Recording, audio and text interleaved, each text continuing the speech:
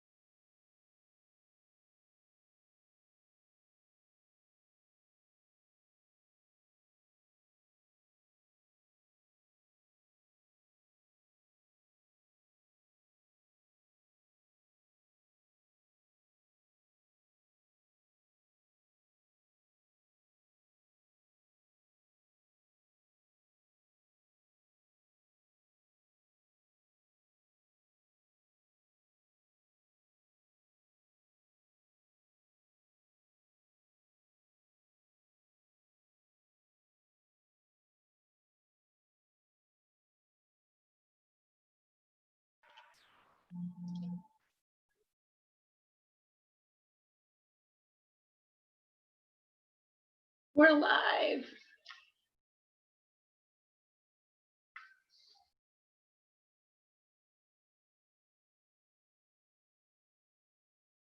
Well, now we have 6 minutes to discuss all 7 items.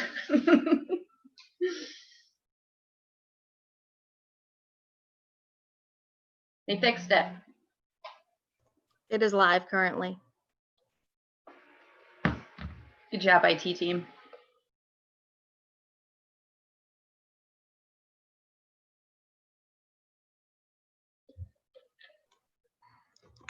So I guess IT is right. Just turn it off and back on and it works.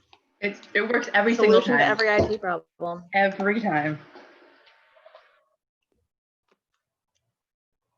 Yeah, Ethan had me as a co-host just in case he lost power or something, and I don't know if maybe that's why. I don't think so. I don't know. Whatever. Yeah, I don't think so either, because Shalise as the full host, it didn't work after you. There must have been some miscommunication between the Zoom webinar and then with our YouTube account. So, but obviously restarting the meeting, so saved the day. So here we are. It worked, Jim. Jim, we are currently live. And you're muted. So it did work. It worked. It did. Okay. Wow. Wow, a good deal. So, okay. So we're up to 11 participants. So we just have a few more members that we're waiting on here. It worked? Did. Cool. Sounds that way.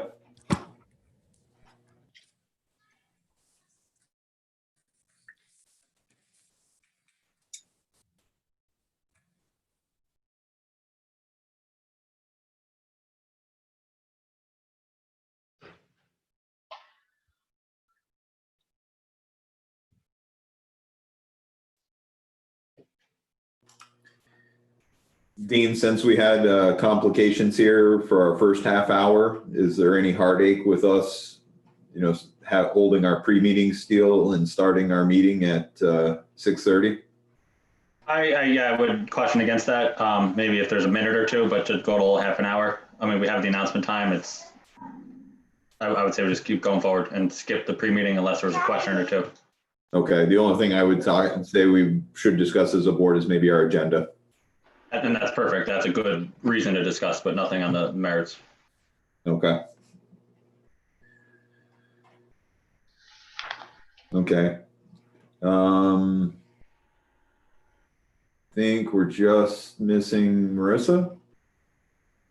Yeah. Okay, I'm sure she'll be here in a minute. We have enough to discuss, and we are live streaming now. So I guess we have 3 minutes to discuss sort of an open item in terms of the agenda and possibly moving some of the agenda items around slightly. We did start discussing that a little bit before we had our live stream issues. So does anybody on the board have any questions, concerns, comments? specifically moving items 5, 6, and 7 to the front of the agenda, as they've been at the end of the agenda for months, and giving them the opportunity, the board, the opportunity to consider that discussion, and then the remaining items to move in order behind those agenda items. Any questions, comments?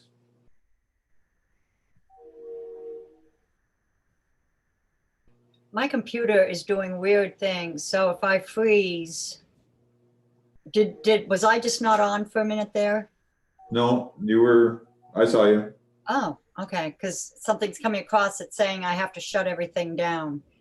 So anyway, I'll log back in on my phone if that happens. If it, Okay. last time it did that, it froze, and I just had to shut my computer off and let it do its thing. Okay. Sorry. And since I'm recused from those agenda items 5 and 6 and 7, and Derek will be chair. Derek, I know you opened up this discussion at your special meeting. Did you have any comments, questions, or any concern with that in regards to the agenda? No, I think just to repeat what I said before, I think we just have the questions about parking and the building materials, and we can get through those, and we're not going to necessarily put a time limit on it, but try to keep it within 1 to 2 hours and then move on to the next items. I think that would be good for this month. And I guess if anyone definitely is opposed, then speak up. Go ahead, Kurt. Not opposed. I mean, in a sense I am, but that's the big deal. I guess what I'm curious, can we give the applicants that will come later in the agenda time to check in? But I'm curious about if we don't take 2 hours and we're done at 7 with Prime, do we begin those agenda items then, or are we telling them that we won't get to those items until 8 o'clock? I think it's better to just say check back every half hour, I guess. I mean, that's the best case or best advice, just so that we can keep moving as soon as we're done with Prime. And again, we don't know the time, but I guess it's the same as what Prime would have to do. They have to wait around until they're ready to go. So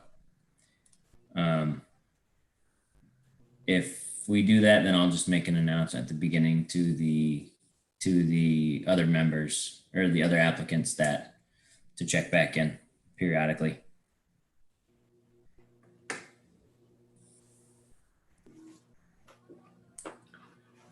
Okay, did anybody else have any other questions or comments before we get started into and open the regular meeting?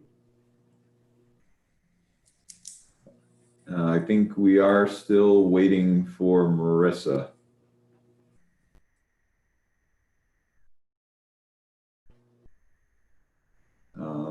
Oh, there we go. So Marissa, that worked. We are on live stream now. Unmute. Okay. Wasn't working. Got it to work. Okay. So we had brief discussion about the agenda. We talked to Dean and he recommends that we go into the actual meeting instead of delaying any further. Sure. Okay. I guess with that said, if nobody has any other questions in our small pre-meeting session, then I'll move to our regularly scheduled agenda for June 22nd, 2020. This will be a regularly scheduled planning board meeting. Shalice, can I get a roll call of the board? James Abdullah, Yes. Marissa Gilbert, Yes. Derek Rosenbaum, Here. Rick Perry, Here. Reg Carter, Here. Kurt Gervich, Here. Loretta Rietzema.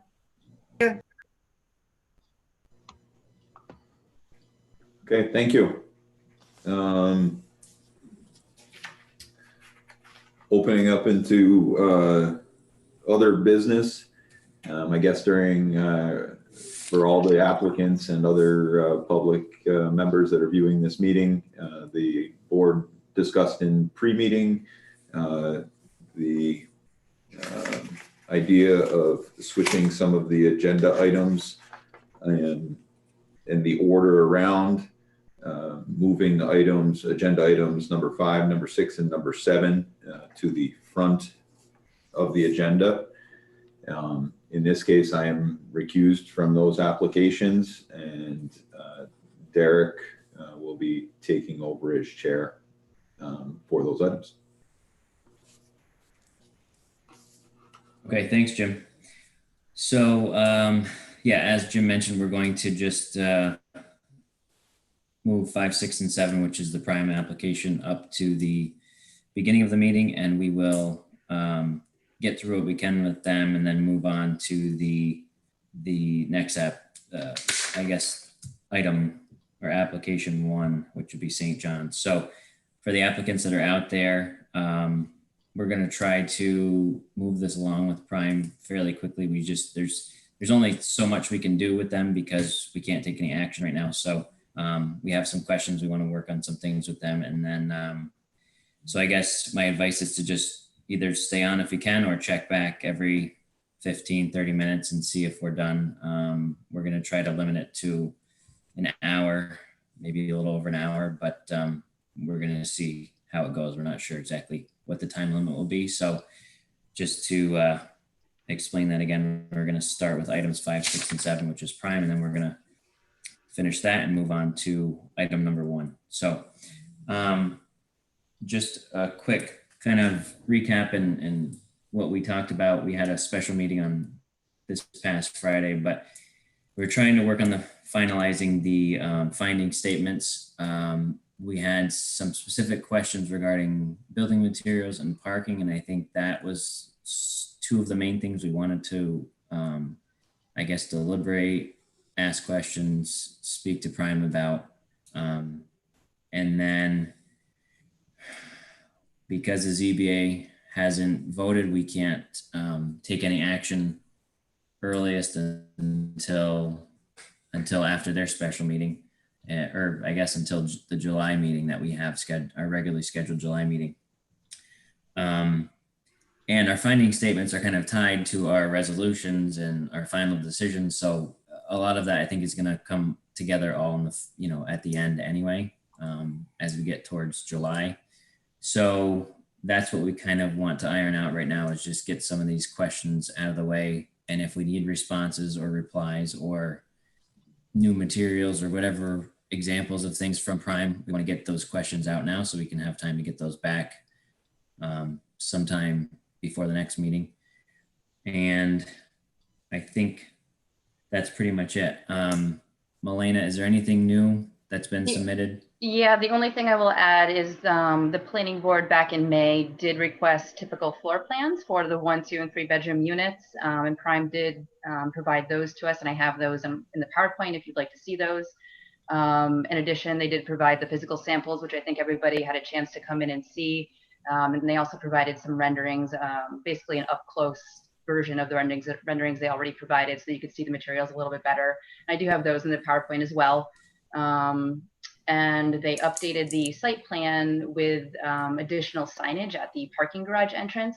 And I have that those details as well in the PowerPoint if anyone would like to see those when we start the discussion. Okay.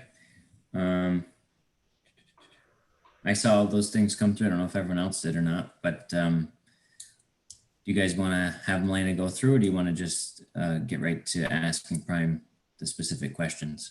We also have Ethan at the ready. He put together a PowerPoint presentation for you guys on parking. He has all those numbers that Rick requested as well. So I don't know if you want to start with parking or if you want to start with materials. It's up to you. Let's go with the Milena presentation on materials and the close-ups of the white wall stuff and red wall stuff.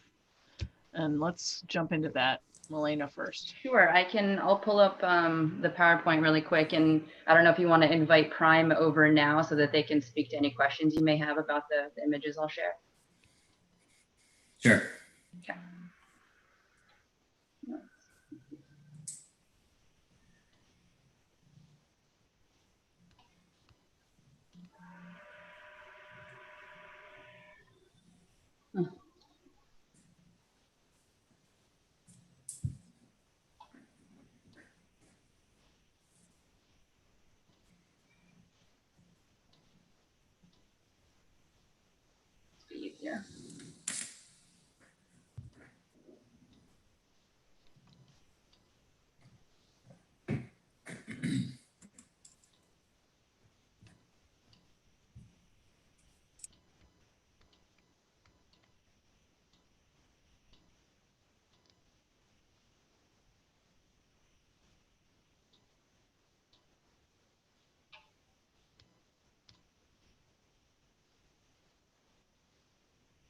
Okay, so this is one of the new renderings that Prime provided of the hardy board material on the facade of the building. This is the maroon color, the gray, and the off-white.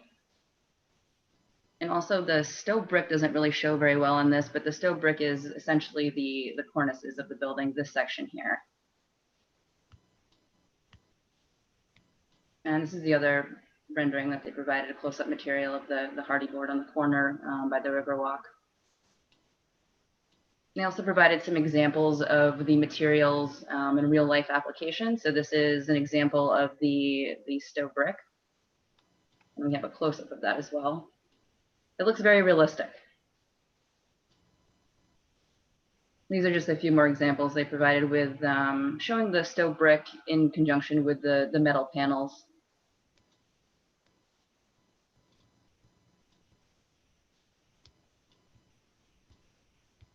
I don't know if Steve McKenzie's on the call, but I'm sure he'll be able to answer any questions you have. That's all I have for materials pictures, and then it goes into floor plans. So I don't know if you want to start with questions for Steve or comments. Yeah, let's, I guess, address the building materials with any questions. Yeah, I have a question, and it's in regard to fire rating of the material. And I'm sure that it's got to be approved by Joe before it can be applied, but it's just a curiosity question. If Steve could chime in.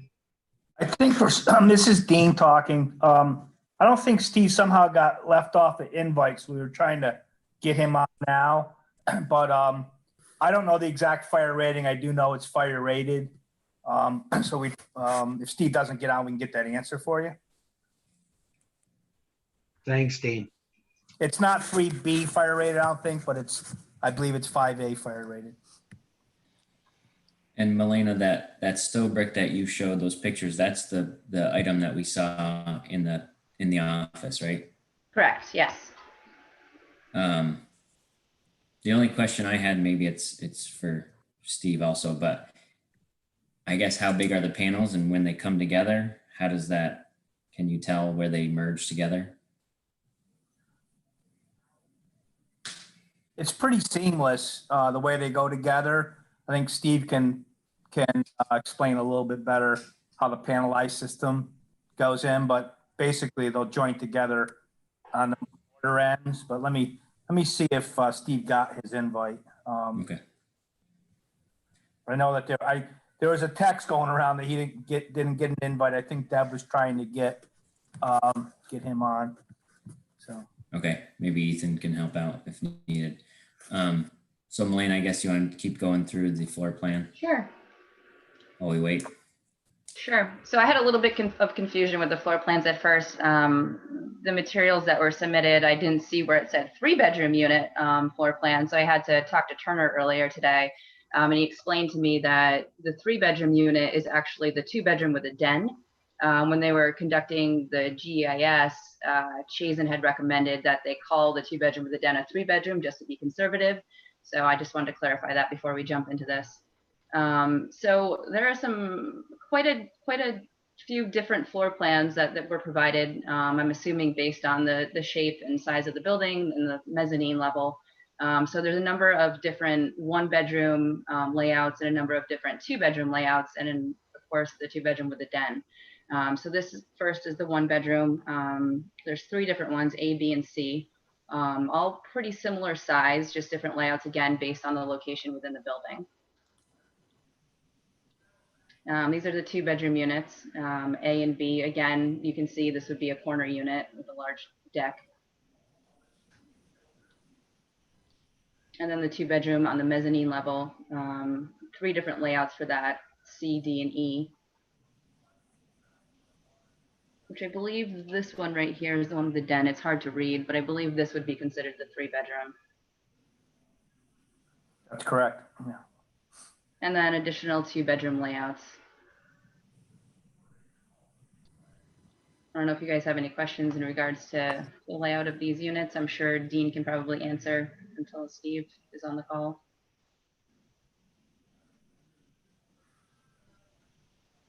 Is there any way you can make them any larger on your screen?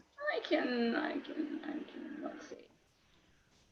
Oh, maybe I can do it. Oh, I can make you smaller by dragging something. Okay, I got it figured out. And the picture bigger. That Is that a helps. little better? That helps. Okay. I think I've got you as small as I can get you. Okay. And the picture as big as possible. So these units are pretty cool. I guess I didn't realize how many had an open to below concept. So the ceilings in the living room, kitchen, dining, open concept area would actually be quite tall. I mean, I think Dean explained that at one meeting, but I guess I didn't realize how many units had that feature. So it's pretty neat. Yeah, everything on fourth floor would have the mezzanine above it. So the area where there's a mezzanine above that doesn't have finished floor area is would be a volume ceiling, would be a 17-foot high ceiling. So, Milena, this is Turner. Hi, Turner. Hey, how are you? I think the ones we're looking at are actually the original. So in that submittal package, there were the original floor plans and then the modified floor plans. And I think when we adjusted the mezzanine and pulled it back, you know, they're substantially the same. But I do think the ones you're looking at are the original floor plans. Okay, I believe you're correct. Yes. Yep. I mean, they are substantially similar, but just to clarify. What exactly will the difference be, Turner? We'd have to get Steve to speak. I think to by that. bringing the front down, we had to shift bedrooms, anything that was along Durkee Street. Because the front of it was higher and we dropped the front of it down. I think that might have affected some of the units. Good evening. Sorry I'm late. Well, hi, Steve. I explained, I think there was a problem getting an invite to you, but I'm glad you're on because we got a lot of questions for you. Okay. So Steve, I am going to back up in my PowerPoint presentation. I have a few images of the renderings that you sent and pictures of the materials Okay. and those materials and applications. So I'm going to back up because I think the board had a few questions for you. Okay. Okay. Derek, I think you had a question about the stove brick. Yeah, just real quick, and then Rick had a question. How big are the stove brick panels, and where they come together? What does that look like? So it's actually done on site, Derek, where they assemble the insulation assembly. It's actually one of the more progressive systems when it comes to energy. It's really blending the requirement now for buildings to be wrapped in rigid insulation. That's actually what the codes now require, minimum 1 inch, like a blanket. So this is really a finish that's applied on site over the rigid insulation. And I can send you technical info. I was actually going to include a sample of the assembly, but it's kind of like what's called a rain screen system, where they build in drainage layers, et cetera, to control moisture, control water vapor, control air. So it's really one of the best systems out there from the standpoint of an overall assembly that meets all the performance requirements. And obviously now they have some aesthetic options for what you see visually on the outside. So it's really, once the 4x8 or 4x10 sheets of insulation are, and I'm oversimplifying, are applied on the building facade, that's really then a finish that's applied on site, depending on the preferred aesthetic. So is it like a stucco? Well, what they do, it's like a stucco. That's one of the finished options. You can get something that looks like cement, various types of stone, various types of brick, granite. And in the case of a brick finish, what they do is they, first of all, apply the grout color, if you will, over the backup layer.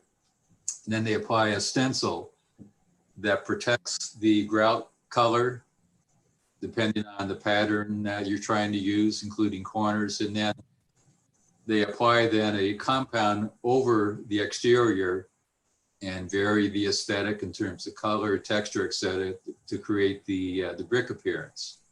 So reverse version of how you get that result. And then once that sets up, they pull off the stencil to reveal the grout pattern on the material. And in the case of a stone aesthetic, they can form the rigid insulation to create rustications, the horizontal joints, or really whatever the preferred pattern is in terms of the shadow lines, the size, let's say, of the block, as you call it, the size of the units. And that's really all part of the, I guess, part of the palette of options, finishes, et cetera, that you can create. The one that's on the screen there is actually a thin stone veneer. I think that's the Glengarry product. And that's what we'd be using on the base on the building. I think that was one of the questions I think somebody had earlier. If you look at the rendering from the corner of Durkee and Bridge, I think, as I mentioned before, at sidewalk level, the first 7 feet would be a stone veneer product, not the Stowe product. Yeah, that's the view from the corner. So that would be something like the Glengarry thin veneer product. But even down there, the building would still be wrapped with the rigid insulation because of the code requirements for energy performance. So it'll be a slightly different system for how that's done. So that's your typical veneer panels that you screw on, or however they Yeah, there's different systems. They can be screwed on, mechanically attached, or they can be glued on depending on which system you're using. It can come in panels, prefabricated panels in stone. So there's a number of different options for how that works. So the picture that Milena had of the Glengarry, that's what's going to be on the base? Yeah, that's what we're contemplating for the base, the first 7 feet at sidewalk elevation. Okay. So questions on the Stowe system or the materials? Is there any way that we can have a lot more of the Stowe brick and a lot less of the, I guess it's hardy panels that look so, pardon me, synthetic, and that don't really go with the rest of downtown? I know you and I butt heads on this in terms of you have one opinion, I have a different opinion, but my gut feeling is that this building, as it looks right now with the products that you're presenting to us, is not sympathetic with the rest of downtown. And I can't see what elements that you're picking up that we're sharing sympathy with, I guess would be the phrasing. Can we get more Stowe brick? I'm impressed with that product. When I was up there and I went to see it, Matt was in the office and I said, have we got anything that we can whack this with to see if it'll chip? And he pulled out something from a room and we whacked it and it was very strong. Okay. In other words, it's not going to chip or it's bumped or anything. I pictured something less strong. So it seems like a strong product and it looks really good, but I just wish we had more of it and less of this smooth paneled stuff. Yeah, it's a cost decision, Mauricio, and that's really a question for Prime. Yeah, and I don't disagree with you. The cost impact is not that much, believe it or not, between that and the hardy board. And sometimes we've had some issues in the past just finding people that are certified to put up the hardy board. So I wouldn't be opposed to Steve if you thought we could make the building look. I mean, we could almost do something like the pavilion where we pick some different brick colors. Yeah. I think we do need some accents for the mass and scale, so it doesn't look like one big, huge building. But I think with using some different color bricks, we could probably do that. And I have researched the price differential, and it's not significant enough to mean it would ruin the job. So I'm not opposed to it. Steve, I mean, obviously we'd have to just figure out, how to do it, how to make it look so it's not. I think we want to have it look like a series of buildings more than just a great big building. And I think we could do that with some different color bricks, Steve. Yeah, I'm sure we can. And Marissa, I would agree with you. I think that would certainly be more sympathetic if that's really important. I think we're looking at the old, are we back to the, there we go. I assume this is a preferred option for stories. Yes. Again, we're dealing with what it looks like for now. But can we go back to the picture that showed the all floors building and the co-op and yeah. So if you're looking around downtown, I think all floors might be painted. The other two are I'm going to call it a blonde brick. I'm sure there's probably a different name for it, but there really aren't too many blonde brick buildings downtown. They mostly are red. Yeah. Or they're bricks that have been painted red. And they might have been orange red or whatever, some other color underneath. So if we were to use a blonde brick Stowe brick product, I'm not sure that might blend in, but there really, if you go around downtown, there really aren't that many. Yeah. Well, that's what the center portion of the building is the blonde color, right? Essentially. Well, that's how it showed us in the Stowe brick sample. Oh, yeah. Right. So let's back up for a second. I think we're heading down the same path as far as intent. Excuse me. So to Dean's comment, I do think we want to, articulate smaller scale masses. I think that's a common goal, right, Marissa? Yes, please. Sympathetic to the context. So that means probably using different colors. As far as the brick, one thought we had on this scheme is on the left where you have sort of the warm gray tone that was the Hardy lap siding on the left on Bridge Street. Right. What we can do is switch to material again in the Stowe brick, similar color, because I think the color balance works well.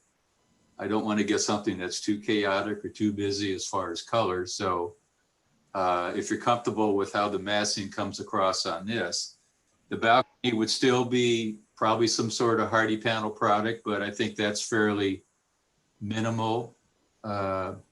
Certainly in terms of the massing, that shouldn't be an issue. That makes sense for the balconies. But on the warm gray areas, then we would go to a brick tone. And on the right along Durkee Street, we would do the same in a more typical, I'll say red-orange brick that you find fairly prevalent in the downtown area. Exactly. And I don't, again, see getting to take this the other direction, getting to literally 6 different brick tones, because I think that would be counterproductive. So, and then at the corner, the intent was to have more of a, I'll call it a split face type stone aesthetic. So we could probably approach that with the Stowe. It might be a little tougher to get the split face type texture, the rougher texture, but we can get some samples and see what's possible with that product. But again, I visualize that as being more of a stone aesthetic for the 2 corner buildings rather than brick.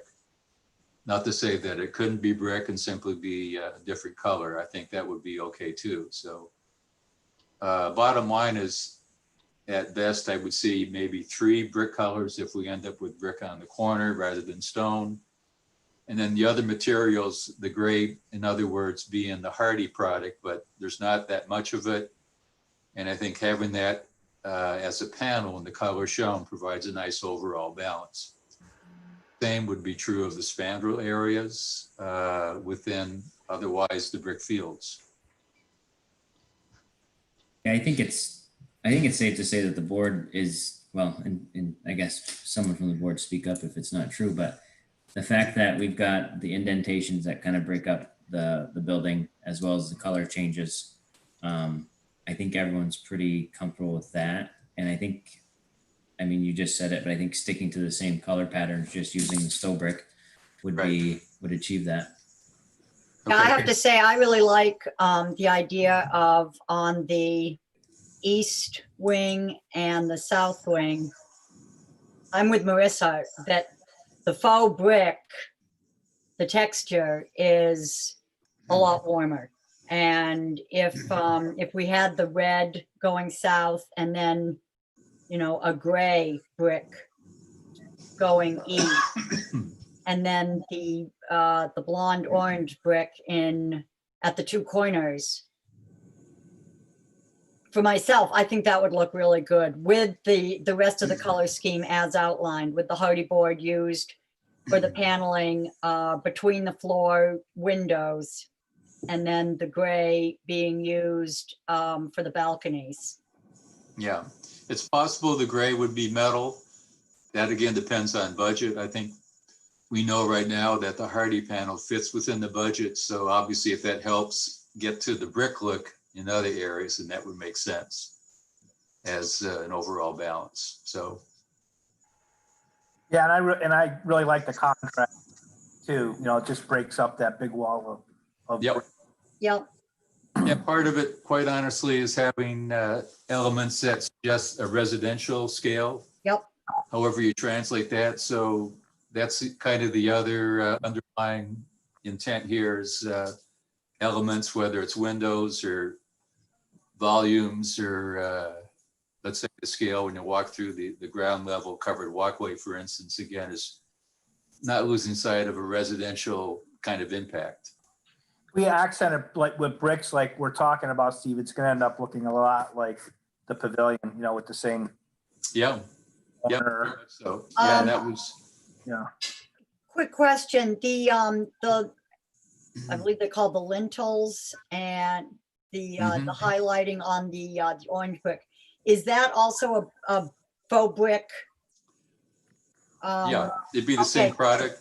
Yeah, the same because product, that color, to me, I don't know, Marissa, what you think, but that color, if that was done on the east wing, with then the red hardy board in between and the gray balconies and the limestone effect stones down on the bottom, I think that is a I think it'll look really good. Does the Stowe, I'm going to call it Stowe brick lintel that you've got there, is it actually, does it look like a brick or does it sort of attempt to look like granite? It looks like limestone, actually. Limestone. I have a sample here in the office if you want me to. Maybe you can hold it up to the screen. Yeah. Yeah, because I really like that stuff. I think it looks great. Elena, I think there's an example of it in the photographs. Yeah, there was that one. That one. Yeah, 78. Actually, that might not be exactly it. 78. Brick as a lentil, I think. Yeah, yeah. No, but the material around the windows, the rest of the building, I think that's a limestone effect, is what it looks like to me. On 78. Yeah, here we go. Here's a sample of the limestone finish. Can you see that? Can you blow Steve's picture up? What's that? Can they blow your picture up, Steve? If he's the speaker, we can keep talking. All right. Keep talking, and then it's all fuzzy. If there's a way to make that take the whole screen up. Yeah. But it looks, this is probably one of the most realistic finishes they offer. Whether it's fairly smooth Indiana limestone or more textured type of finish. I don't know about you, Marissa, but the more textured, the better. Probably if it's a lintel and it's supposed to. No, well, yeah, but I'm not talking about for the lintels. I'm talking about for the east facade. Well, that would be a brick then, not a limestone. Poor Kurt's got a question here. Mike, it's difficult to envision what this might look like. Sounds like from hearing Steve and Dean talk that there is a building called the Pavilion, I think you referenced, that this may look like. Yeah, Pavilion Grand. Here's the building you could send. This has a little more texture. I don't know if you can see that. It's a little rougher texture. Not well. Hard to see. Yeah. But it looks, again, like limestone. And Kurt, the building I was talking about, if you want to Google it, it's in Saratoga. Pavilion Grand Hotel where we use different colored bricks to accent the Oh, different areas. yeah, I've been there. Yeah, so that's, Steve designed that for us as well. So it'll be somewhat similar to that, by accenting the different areas. Okay, thanks, Dean. Yeah, you're welcome. I also have a border terrier here if you want to see a handsome dog. What's that? Sorry. There. Steve, There you go. one Yeah. more question on the, I forget, what's the mezzanine level building material on the exterior? That's the hardy panel board and batten. That is, okay. Yeah. All right. Yeah, there's some pictures now that are up of the pavilion, Kurt. Different color bricks accented. Yeah. Same thing, we have the mezzanine on top. Same height building, 4-story Right. with a mezzanine. And the white sections are what That's on the brick. pavilion? That's brick. It's just a light color brick. Light colored brick. Okay. I Yeah. like that. I like that. What do you think, Marissa? I like that too. I think, and it matches the lintels and the Yeah. framing around. I think that looks fabulous. It also And looks really cool lit up with the different colors with some of the uplighting that we'll use. Yeah. Yeah. And the spandrel there is a metal panel Yeah, it looks really good. in the corner. Looks really good. I think. It draws your eye to the corner of the building, which is what we're trying to do on Durkee Street as well. There's an example, we were talking about some of the rooftop gardens that we are gonna look to do in the mezzanine, and that one photo there, you can see the landscaping on the rooftop gardens. Oh, yeah. It's the second picture, yeah, that one there. That's the type. Tina, I'm sorry, did you say you're looking to do that in Yeah, Plattsburgh? we're gonna have rooftop areas, so we'll definitely be doing decks up there with that, artificial turf. Those are actually lightweight pavers that are up there as well too. So we'll be doing, we're definitely gonna get some greenery up on the rooftop areas. Same thing we did with if you want to Google another one, Electric City Apartments in Schenectady, we did a whole rooftop. It's called Electric City. Yeah.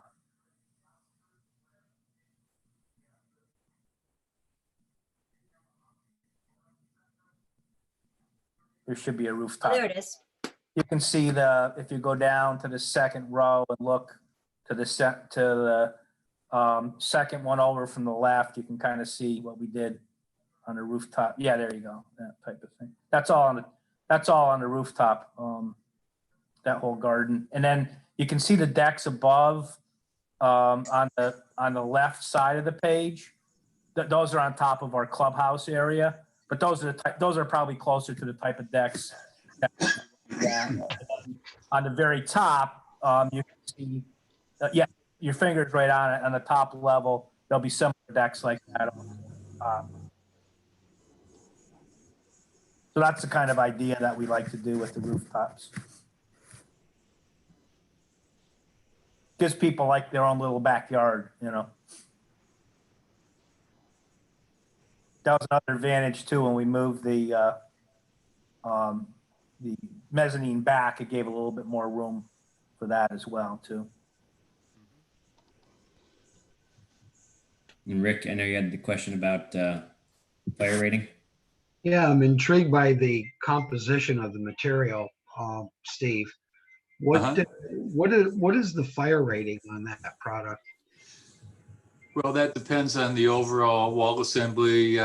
We'll be building this as 5A construction, Rick. So it's not just about the insulation, but our preference would be to use polyiso anyway.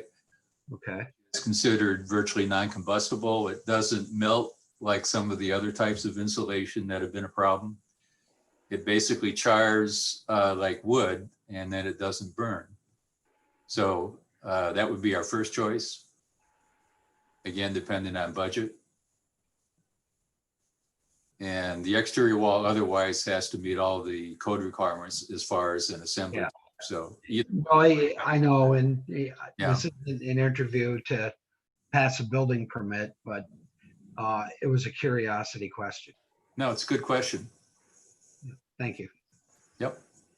I guess one last question for me, just as far as the color,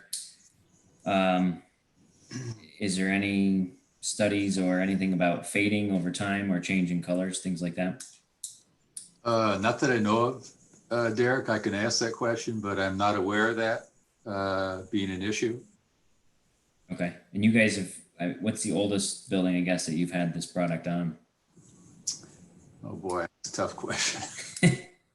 Just throwing it out there if you know. Yeah, it's I think as I said last time, the product was invented in the 60s over in Germany. So I'm sure there's many older examples out there.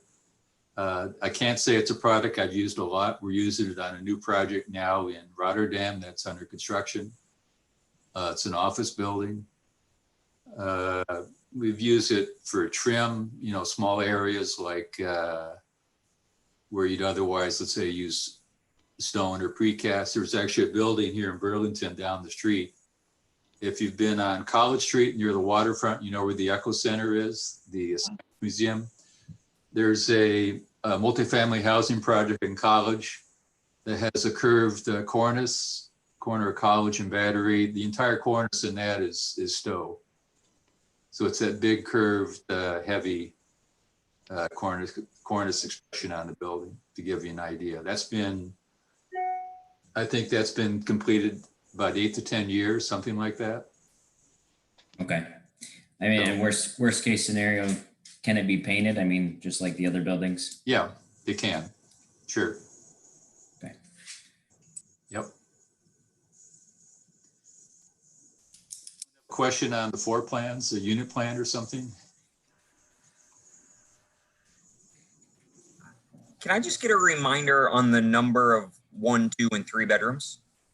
Yeah, there's 52 one-bedroom, I think 61 two-bedroom units, and 2 of the 3-bedroom. The 3-bedroom actually a 2-bedroom plus den, depending on how you characterize it.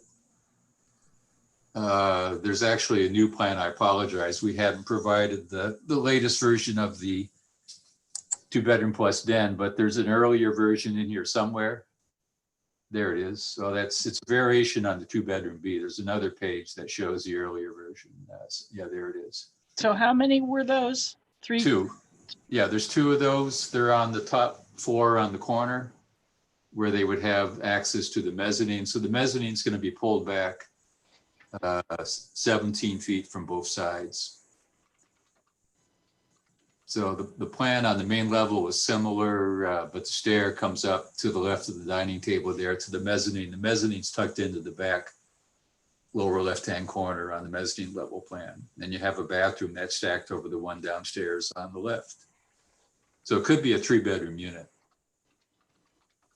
And just to clarify that a little bit, why you usually hear 3-bedroom instead of 2-bedroom with a den is because in the GEIS, they were considered 3 bedrooms so that there was a conservative analysis for things like traffic and so forth.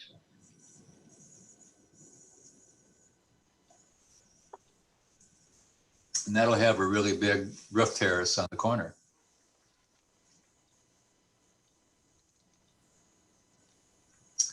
Any other questions on unit plans?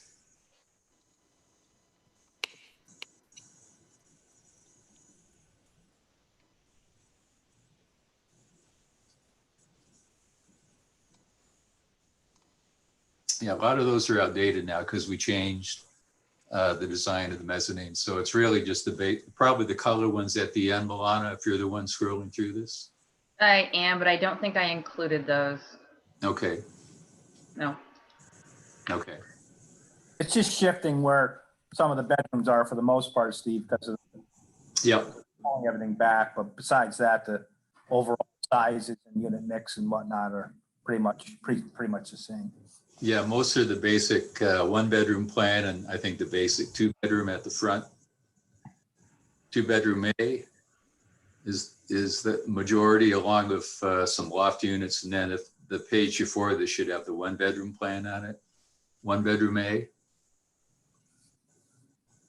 And the other mezzanine plans have gone away.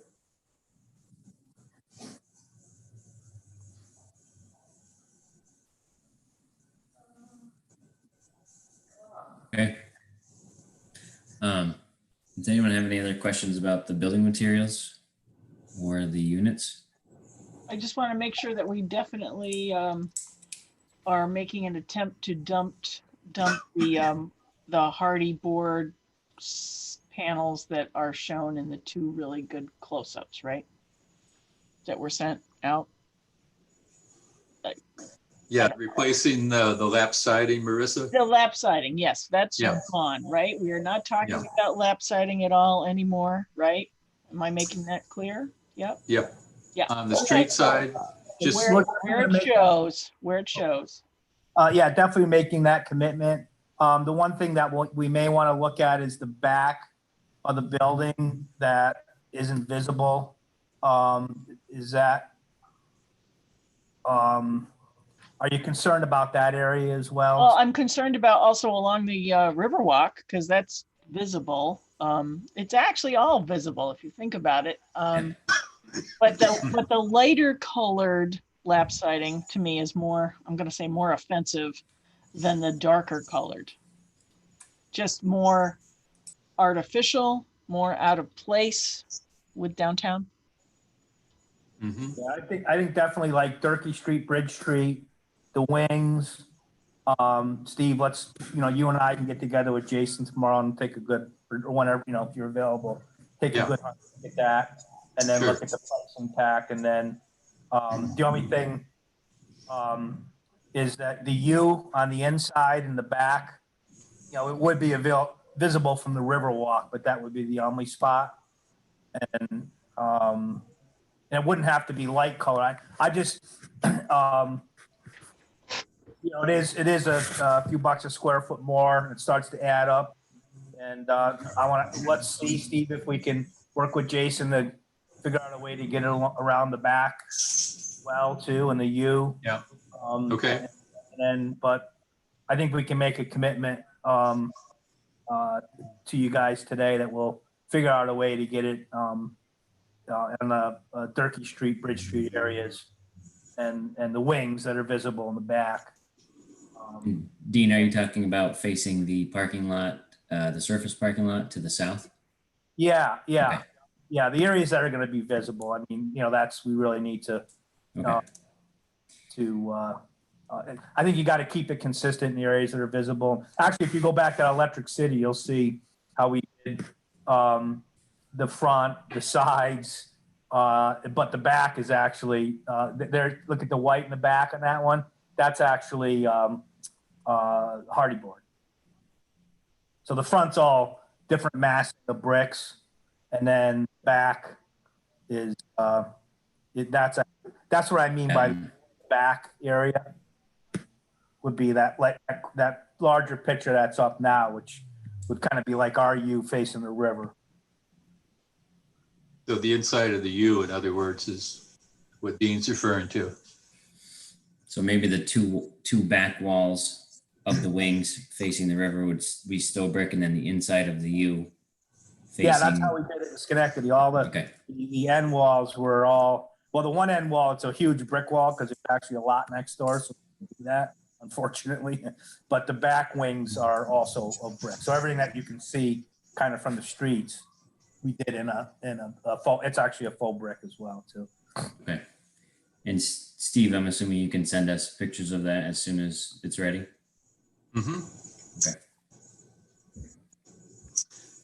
One quick question I have, and and this is not an aesthetic question.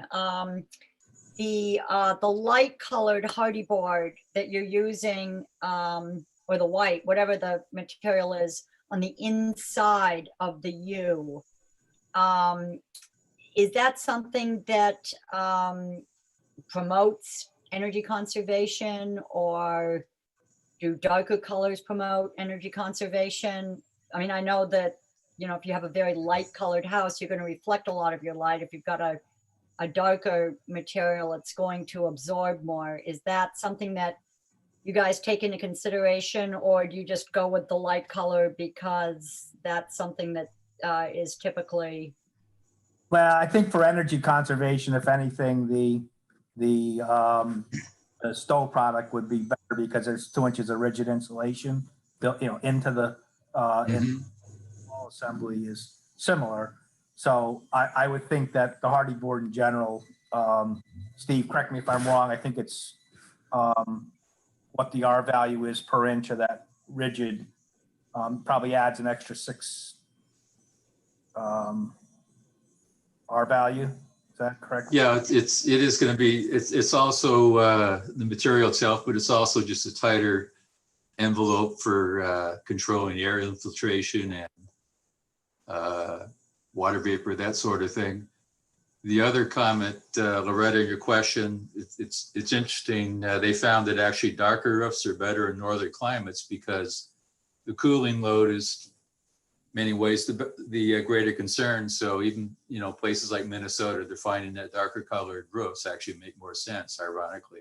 Right. So, but it's a complicated question. You really have to look at the whole energy model for a building to really find the right answer. I will say otherwise, we tend to let aesthetics kind of dictate color choice because to tip the balance otherwise, as far as that. I was just curious. Yeah. That's a good question. Can you guys tell me what material is planned for the exterior of the mezzanine? Yeah, that's the Hardy panel, Reg. And that would be the board and batten look. That's the white sample that was in the box that I sent over. That's the material we're talking about replacing in the other areas. Is that correct? Yeah. So it becomes, again, a budget consideration. I think that might be too much of a stretch, but I'll let Dean comment if he wants to. But, we're trying to be sensitive to the overall balance, obviously, on cost. It's Reg, it's a board and batten on the mezzanine, but on the face, what's showing now is not board and batten. That's just regular horizontal. Right. It's actually the lap siding. Okay.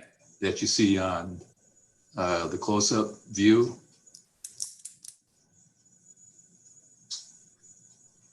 Dean, I think you were muted when you. That's what would be on the mezz, right? Yeah. Thank you. On the mezz is the board and batten look, though, right? Mm-hmm. Different direction. Technically, does the lines we're seeing, okay, are they actually an indentation? In other words, is it something that's going to catch dirt? It's actually the lap siding, Marissa. We were using 2 different sizes on the siding. One would have a 4-inch exposure, another would have 8. So it creates a staggered kind of effect to, get away from the typical siding look, if you will, creates a more varied shadow line. Right. So that's how you achieve that effect. But is it an actual indentation? Is there an edge? Is there a lip edge there where we see a dark line? Yeah, it's like, again, typical. Like a clapboard where it's like clapboard siding. Like clapboard siding where it's right. It's not an indentation in the sense that it catches it's lapped dirt. over the top. Okay. Okay. No, it's right. It's clapboard siding. Okay. Okay. Just thinking about dirt accumulating on a light colored, Sure. Whatever, and then it rain, and then the rain makes marks in the dirt, and Yeah. because it's light, because it's light colored. That's why. Right. So we're going to switch that to the stove. That's what we said. Right. Right. So. Do we want to jump into the parking discussion? I just have I was one comment. going to say. Taking this all back to the findings statement, I just want to make sure what this board would like to see by way of revised rendering, something that you can then cite to in the findings statement to show this change in the architecture and the mitigation that's been discussed tonight. So is that what the board would like, is kind of a revised rendering from that? Yes, please. Yes.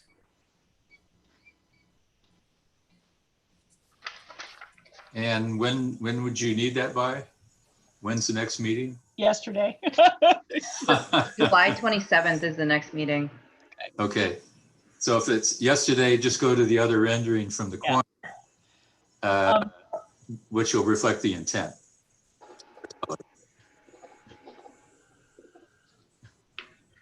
I'm sorry, Alana, what did you say next meeting was what? July 27th.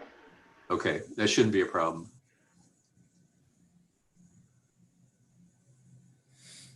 Okay, so I know we had some questions on parking and the calculations, and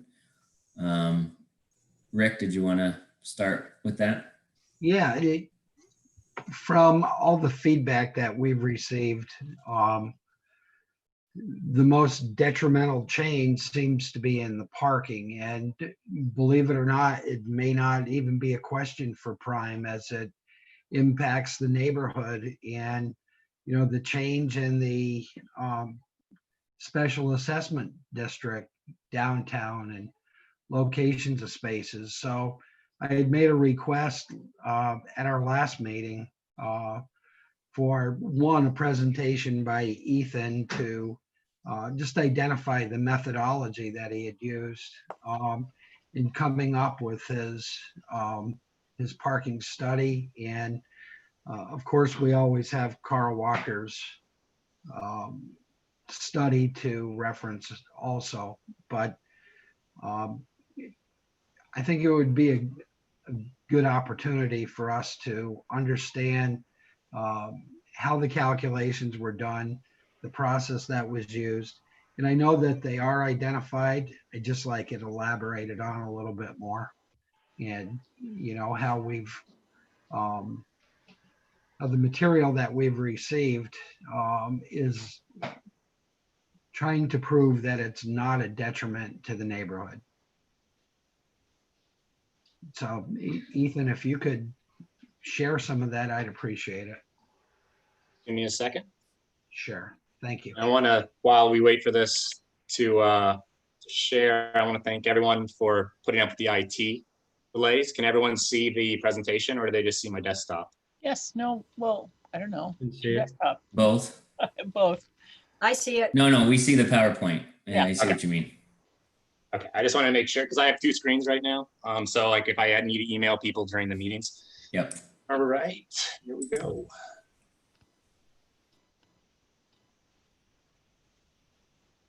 So, you know, as you guys have mentioned, there is the Carl Walker parking study that was completed in 2018 that used parking counts from 2017. Those were about eight counts during a week in September. They picked a good time and, you know, followed sound methodology. So as the city kept moving forward and forward with, you know, considering parking, the impacts of parking, considering parking system changes, I started getting really curious about, like, you know, how can we supplement that information? Where I live, I see the Durkee parking lot all the time, every day. Right now I can turn over my shoulder and I can see my beat up old car sitting in the lot. So I go to that lot often in all times of the day, whether it's early morning to go out to run, late at night. So there was a lot of discussion, public discussion at times, the usage of parking. So I was trying to really supplement that, and that's where this started. Before there was a GIS, before all this, you know, it just kept evolving. So as it says here, it's to determine the existing parking demand after the resumption of parking enforcement efforts in January 2019. So all in all, what this information is going to show is 121 parking counts over the course of the last year. So 89 of them were for just the parking lots. So for parking lots, that includes the Durkee Street lot, the Broad Street lot, what I call the City Hall Place lot, which is right next to the Pepper. I also include the Court Street lot, which is the site of the former Hotel Cumberland. Those were the parking lots that I measured. And then for the on-street parking, that was just the parking, the street parking in the downtown special assessment. So you see how it says the 43 accounts occurred during the work week, which is Monday through Friday between 8 a.m. to 5 p.m. And we separated those out is because after looking at all the information, it really shows that the peak parking demand for Plattsburgh is between this work period, which I think for all of us here, it's not surprising. You have a lot of employees from the county, from the city, from all the individual restaurants and businesses in downtown, plus the residents such as myself. That's during the work that Monday through Friday, 8 a.m. to 5 p.m. That was our most important time frame. That's where we really focus a lot of our discussions. So this is kind of a chart just to show an outline. So between the times, between the hour between 8 to 9, and all the way to the times between 4 to 5 p.m. So it shows, the average utilization on the on-street and off-street, and as well as totaling when you combine them together. So it's important really to notice average, because when I went out and I did the parking counts, I'm one person, I walk around in the half hour it took me, I take the counts, I write them down, I transfer them to a spreadsheet. So the moment I leave, let's say a parking lot, 5 cars could pull in, 5 cars could pull out. So really it's just an average. And that's the reason why, I kept adding more and more counts, is to try to make up for any potential error from just a small sample size. So that was why I kept adding. Ethan, are the numbers here the percent utilized or the percent empty? Percent utilized. Okay. So you're going to see that total percentage on the far right. So going up from lowest is 42 in the morning, which really isn't surprising as most people are driving into the city. And then around that lunchtime hour, the middle of the day, it peaks at 66. So like what Carl Walker said, what, a lot of what the current parking literature is 85% utilization is this magic threshold. Where essentially there's always available spots, but the parking is generally full. So the idea with the 85% is to use that as a guideline. When you're above 85%, you consider things such as increasing parking supply and or parking management. So the one thing that never changes if you just add more parking is everyone likes to park right in front of their favorite restaurant. If I want to go and park right in front of Hobie's, it doesn't matter if I build a parking garage right down the street, I want to park in front of Hobie's. Parking supply does not always deal with convenience. So that was the utilization. And so to go to your point, Kurt, this next chart. Ethan, can we go back to that chart before we lose it? Yeah. So that the total over there is just an average of on-street and off-street, but it's not a weighted total, right? In other words, we don't have how many on-street spaces. Say the on-street spaces are 35% of the available street spaces, and the off-street parking spaces are some other percentage.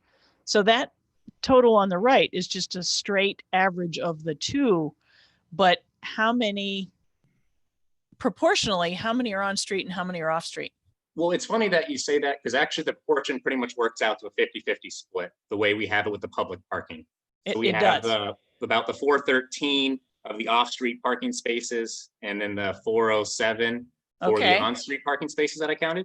Okay. So that's why it seems like, it's just a straight average, but no, it actually the reality is it's a weighted average. It is weighted. It's just the way our public parking supply on-street and off-street exists, as I had measured it, it equals out to that 50-50 split. And could you very quickly give us the street limitations of the SAD area, so we have an idea what's, like, for instance, for the on-streets, what streets you were actually on? So like Oak Street by Cornelia do we have a diagram for that just around? Do not have a diagram for that, but I can explain it. It's essentially, it's the SAD boundary with a slight modification. Okay. So I do from the Oak Street, from Cornelia to Broad. Okay. And then I go from Broad down to Durkee Street.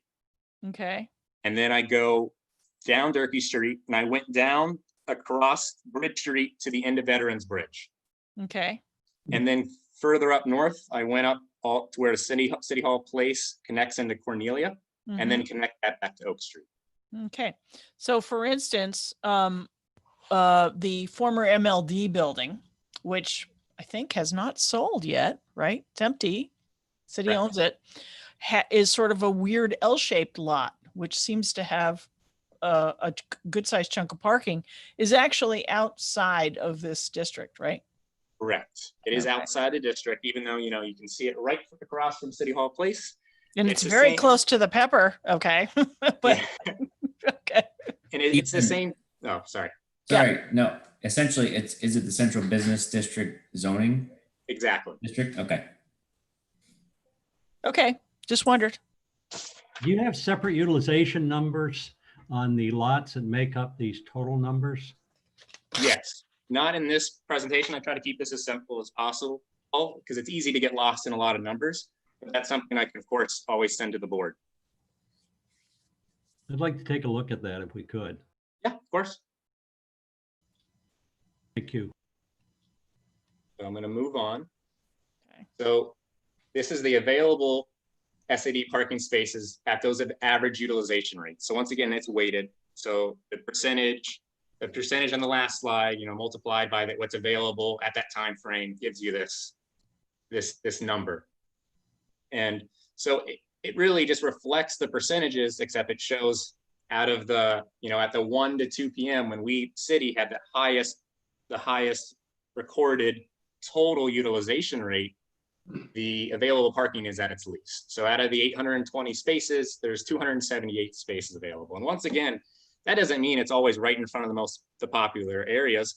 There's a lot of parking spaces, whether on Broad Street in front of the church or alongside a lot of Oak Street that are often vacant. So there's parking in this SAD that does exist, but it's not always centrally located, let's say at Turkey Street, which, as we discussed in former PPAC meetings, and as the board will see when I send them further information, more detailed information, is certain areas, yes, experience high utilization at certain times a day, such as Turkey Street, the Turkey parking lot, which gets what I recorded at 87% utilized. So all these numbers are very in line with the Carl Walker study. There is a reduction in both the utilization from the off-street and the on-street, but that's also when Carl Walker did his study, that was before there was any parking enforcement. When these counts were done, there was parking enforcement. There was a slightly different managed system, which can be a good cause for, or at least a reason for, any changes in the information.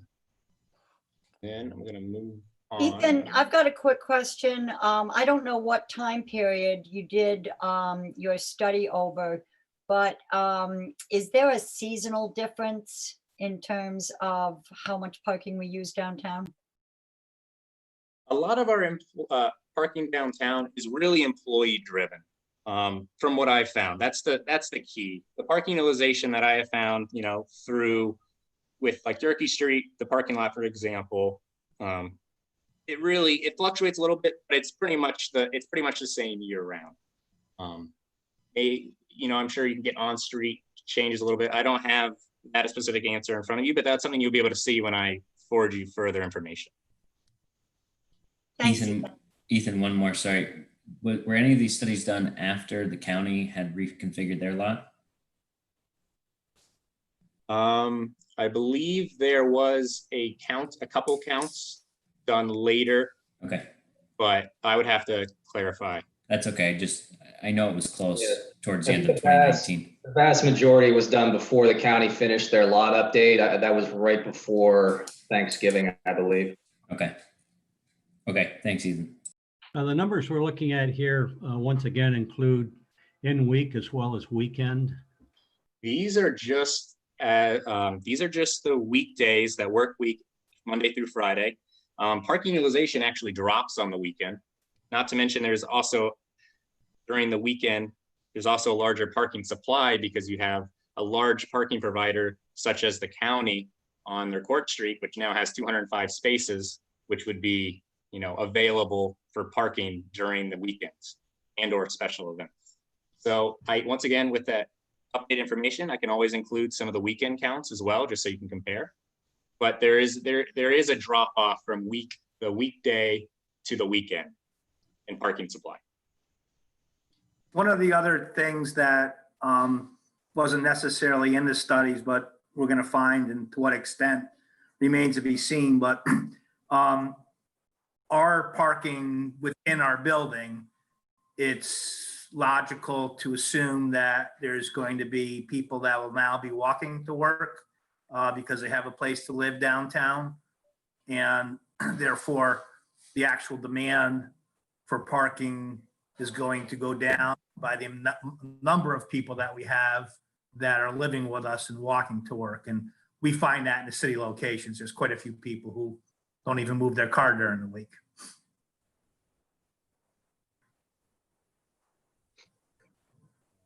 Is there any other question with the information I provided so far? Ethan, you make reference of people wanting to park at the closest point possible to their destination. There are some that do that out of convenience, and then some that do that out of necessity. With respect to a zoning district that allows for medical occupancies, do we have flexibility in the city? And this might be a Matt question, but in the parking plan, do we have any flexibility to kind of float, that may or may not be a proper term, but to try to provide some handicap parking space that's a little more convenient than having to roll a wheelchair up a hill?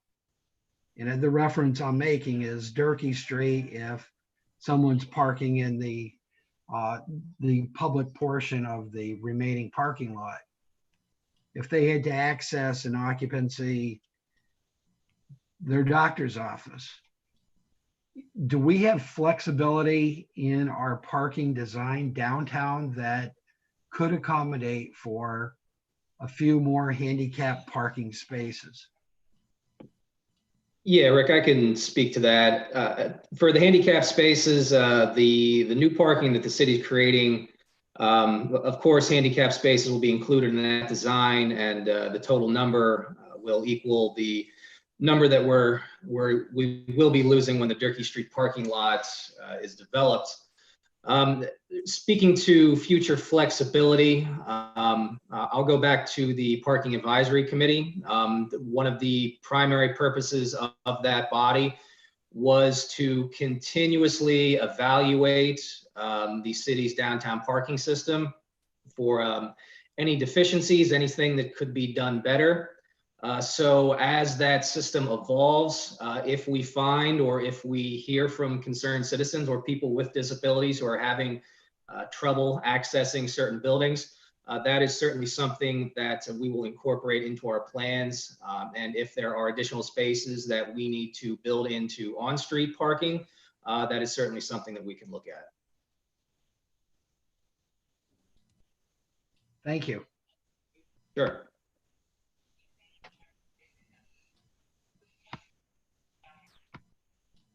Any other questions?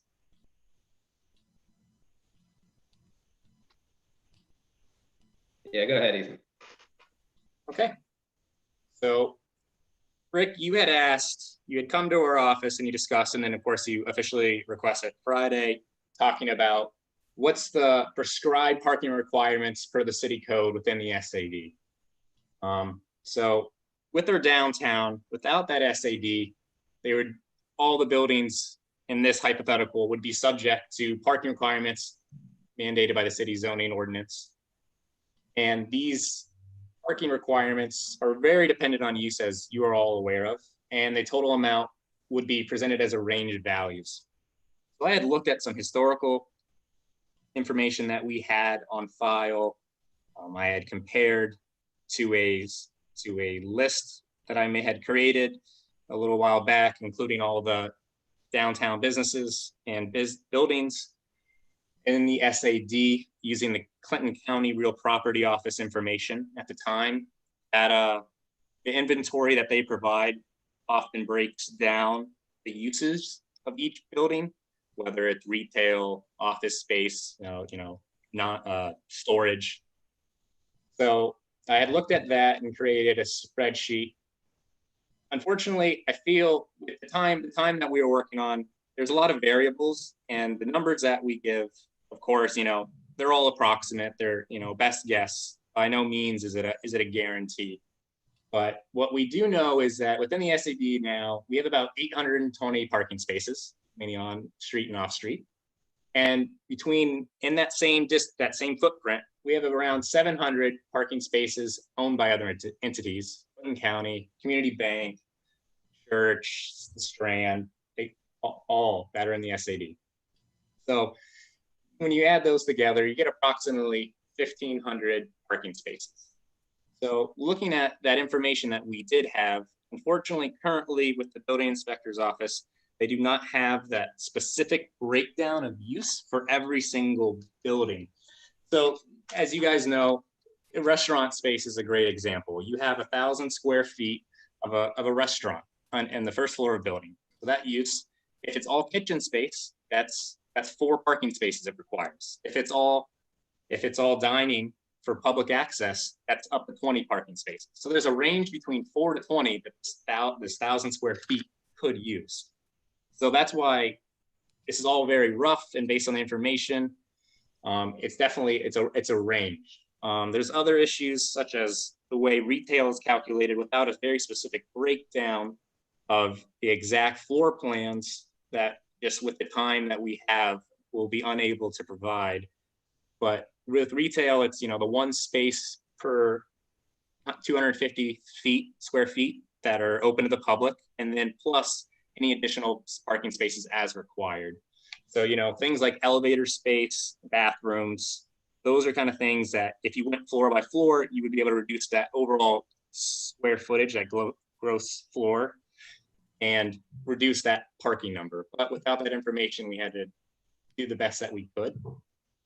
So based on what we do, the information that we do have, there's that approximate total of 2,800 to 3,600 parking spaces that would need to exist in order for the city's zoning ordinance to apply to all these buildings and for them to be in compliance. So as you know, we have roughly 1,500 parking spaces now. So that would be twice the capacity which currently exists. And that obviously that parking demand that's prescribed conflicts with the utilization and what's actually being observed by myself and Carl Walker. For example, that would equate to the construction of roughly 5 new Durkee parking lot street size footprints, which we know with surface parking can take up a lot of area, and that could be roughly half the size of the entire SED footprint. So one thing to look at, which I thought was an interesting example, would be the Strand Theater. So based on our zoning code parking, theater, meeting hall all require 1 parking space per 4 seats of a maximum capacity. Since the Strand is 950 seats when packed, that would require 238 parking spaces alone for its use.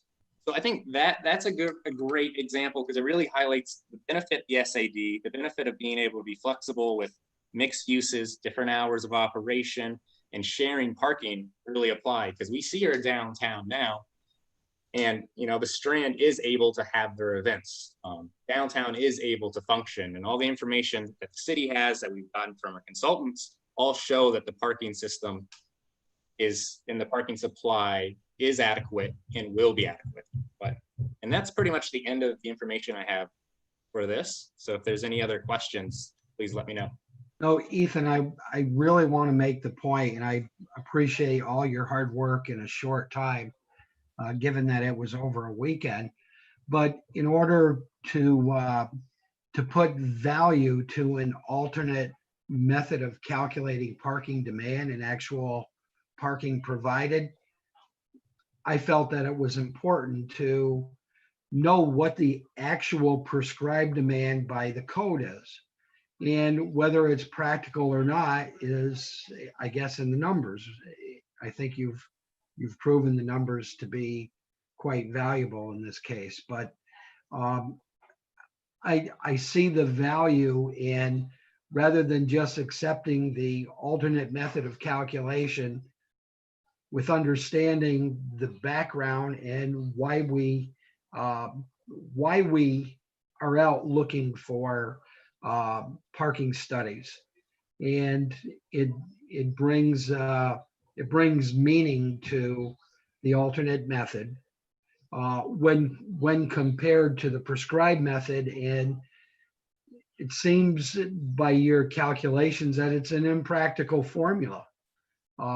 So thank you for providing that information.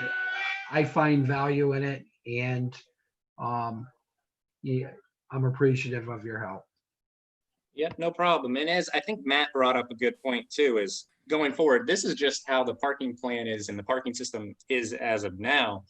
Going forward, the city community development office, of course, hopes for more growth privately, publicly, small businesses, large businesses, any kind of growth that we can get downtown. And parking will change in the future, and there will be needs to keep reassessing what our utilization is.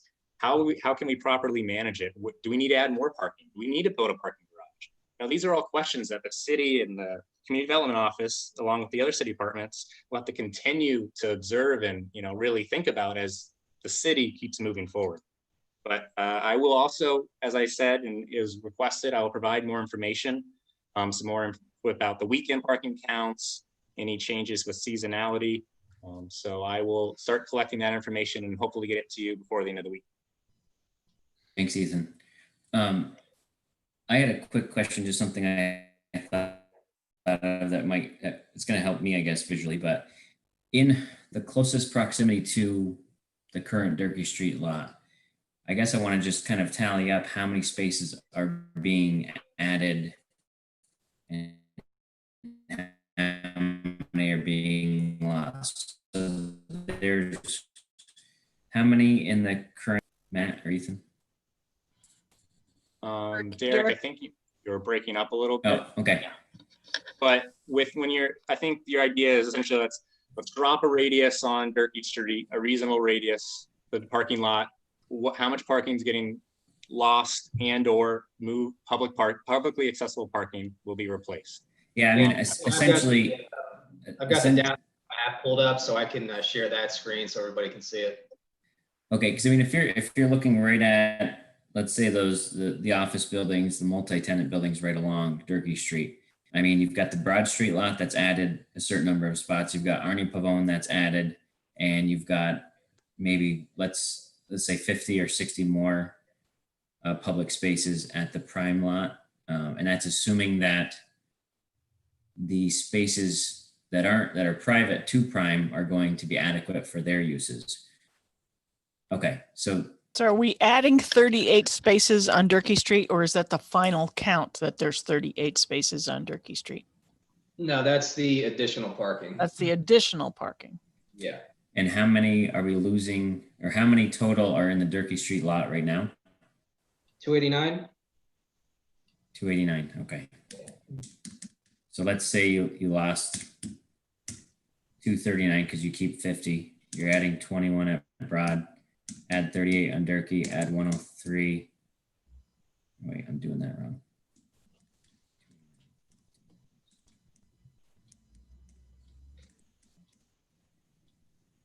So just with Arnie And I Pavone, should add that there's a few minor adjustments in here that were not included in this map. They occurred a little farther along in the process. For instance, there's 3 or 4 spaces within West Elcom Park, public spaces that of course will not be available once that park is developed. So if you take everything within the SAD, the parking that we are losing, plus the parking that we are adding as a whole within the district, at the end of all that, we will end up with 20 fewer publicly accessible spaces within the whole of the district than we currently have right now. And compare that against the 278 spaces that are currently available within the SAD, even at peak utilization. So even with that, that minor loss of 20 spaces, you've still got over 250 public spaces within the SAD that at peak usage, based on what we've seen, will not be occupied. okay. And if you count the additional parking spaces that the county added in their Oak Street lot, which lies about half a block outside the SAD, but is still used by a lot of the people who work within it, that brings you up to just about a 1-to-1 parking replacement in the downtown as a whole. Okay, so I mean, if you're talking about just convenience, I'd say, the current Durkee Street lot, the Arnie Pavone and the Broad Street are most convenient to those Durkee Street buildings. And basically you're about 70 short of what's there now when you put them all together, but then the county government center picks up the most of that plus extra if you go to Oak Street. So yeah, that helps. That definitely helps. Thank you, Matt. No problem.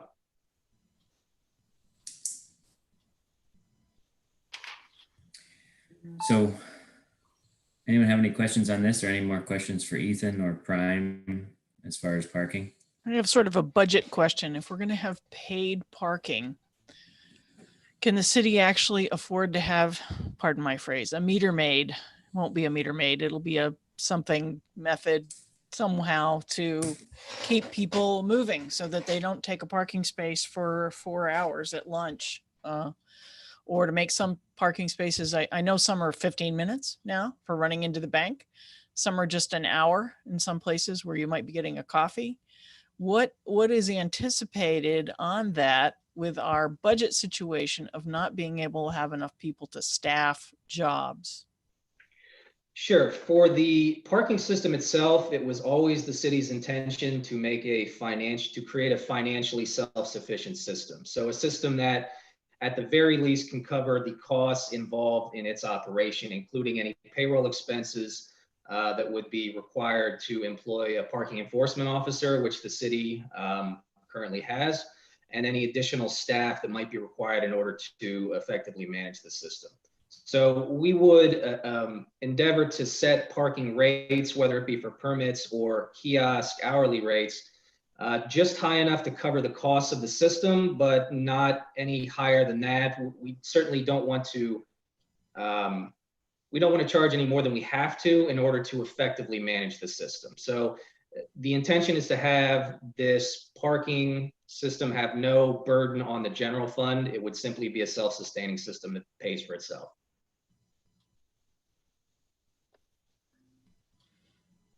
For some reason, I'm thinking that earlier in a discussion, we talked about the money coming in from parking that was replacing the special assessment district taxes going towards something else. I don't recall it going toward a self-sufficient system. We had talked about that, but I thought it was going somewhere else in an earlier discussion.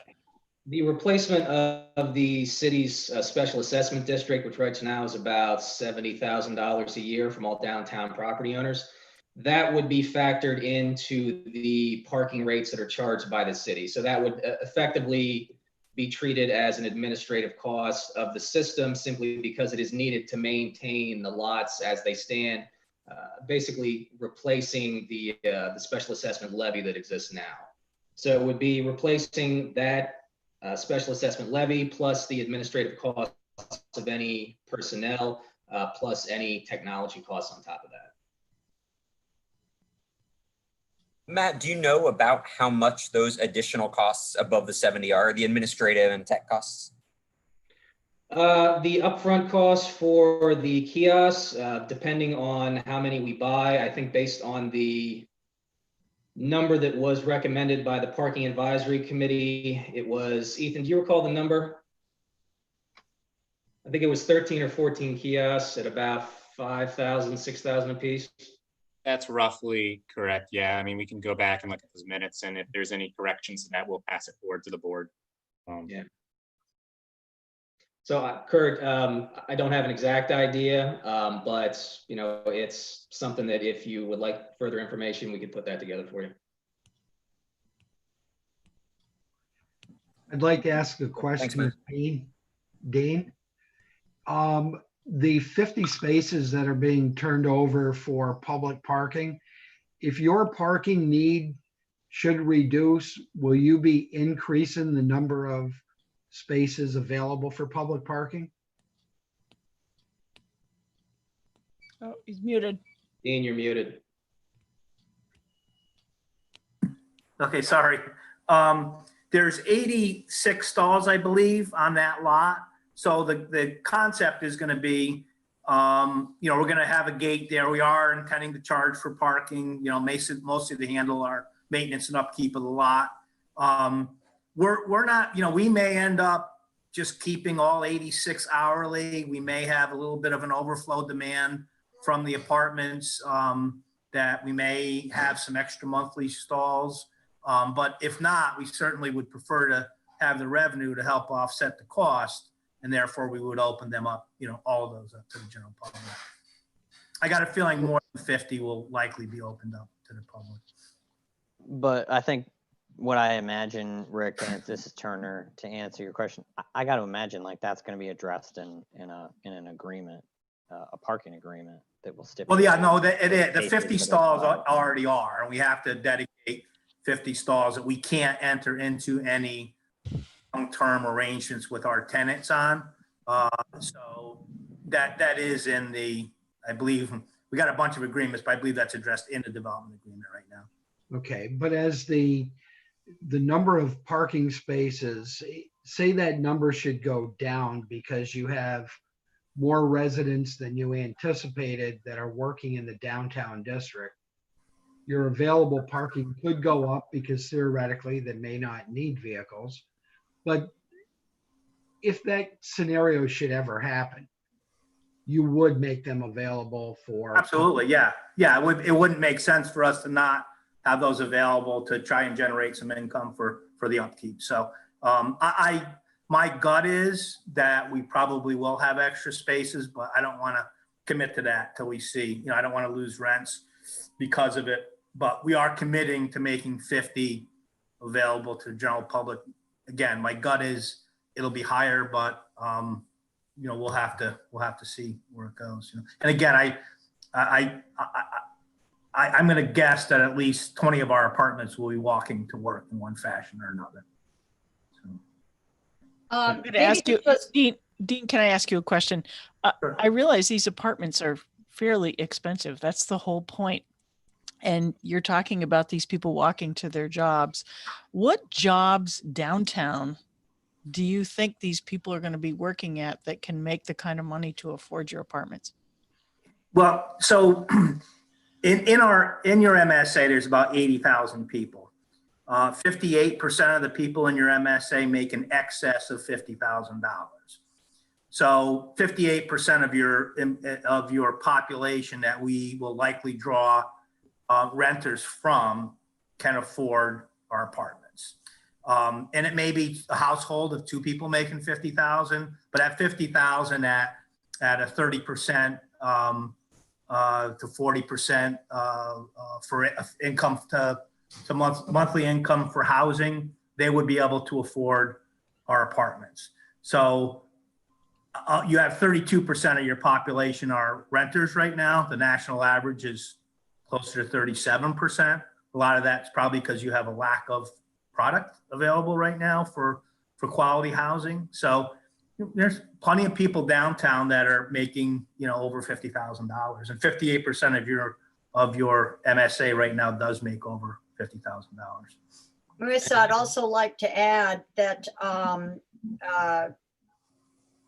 as a result of this shutdown and COVID, many large companies have been having their employees work from home. And for instance, my son who works for Amazon out in Seattle, they are going to be work from home through 2021. And in 2022, they're going to reevaluate whether or not they ever have offices. Because there's been not only no loss in productivity, but an increase in productivity. And Microsoft and many other companies are doing the same thing. So it's clear that the movement for people to be, especially for people working in administrative type jobs, that they're going to be working from home going forward. And so the need for office space in downtowns is going to plummet, and people are going to be able to choose where they want to live. And hopefully locally, MVP is doing the same thing. Wait a minute, what? I'm sorry. I was just saying that MVP is doing, healthcare is doing the same thing on a local level. So it's definitely going on. And to just provide a specific example of a downtown employee who may walk to work and live in the prime development, within 3 or 4 blocks, and Dean Schneller can speak to this, there are somewhere between 20 and 30 law offices. And I'm sure many of them would be able to not only be able to afford to live in the prime development, but also have a very quick walk to work.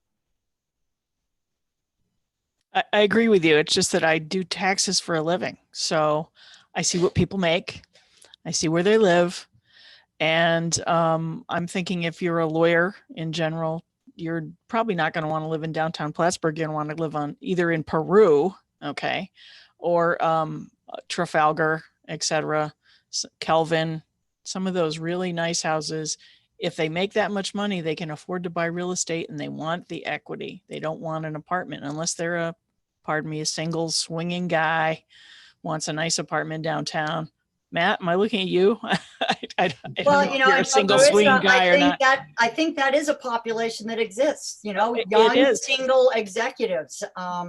You know, when I was in the But if you military think and I about had- it, they're working at Bombardier. They need to drive to work, or they're working at Novabus and they well, need except to for the drive people to who work. are, except for the people who are going to be working from home going forward, because I not just- everybody is going to. Anyway, it's I just think think the we're- transition that we're going to we're- see of people working from home is going to be impressive. I think we're, who knows? I mean, we are speculating quite a bit, but those are, I think, good questions. Just mentioning it's 7:30. You know, if we want to do maybe another 20 minutes, half hour if we need it, but is there, I guess, more questions regarding parking or anything from Prime? Not to cut anyone off, but where's everyone at as far as questions? I've had all the questions I've had answered. Actually, it was a very productive session.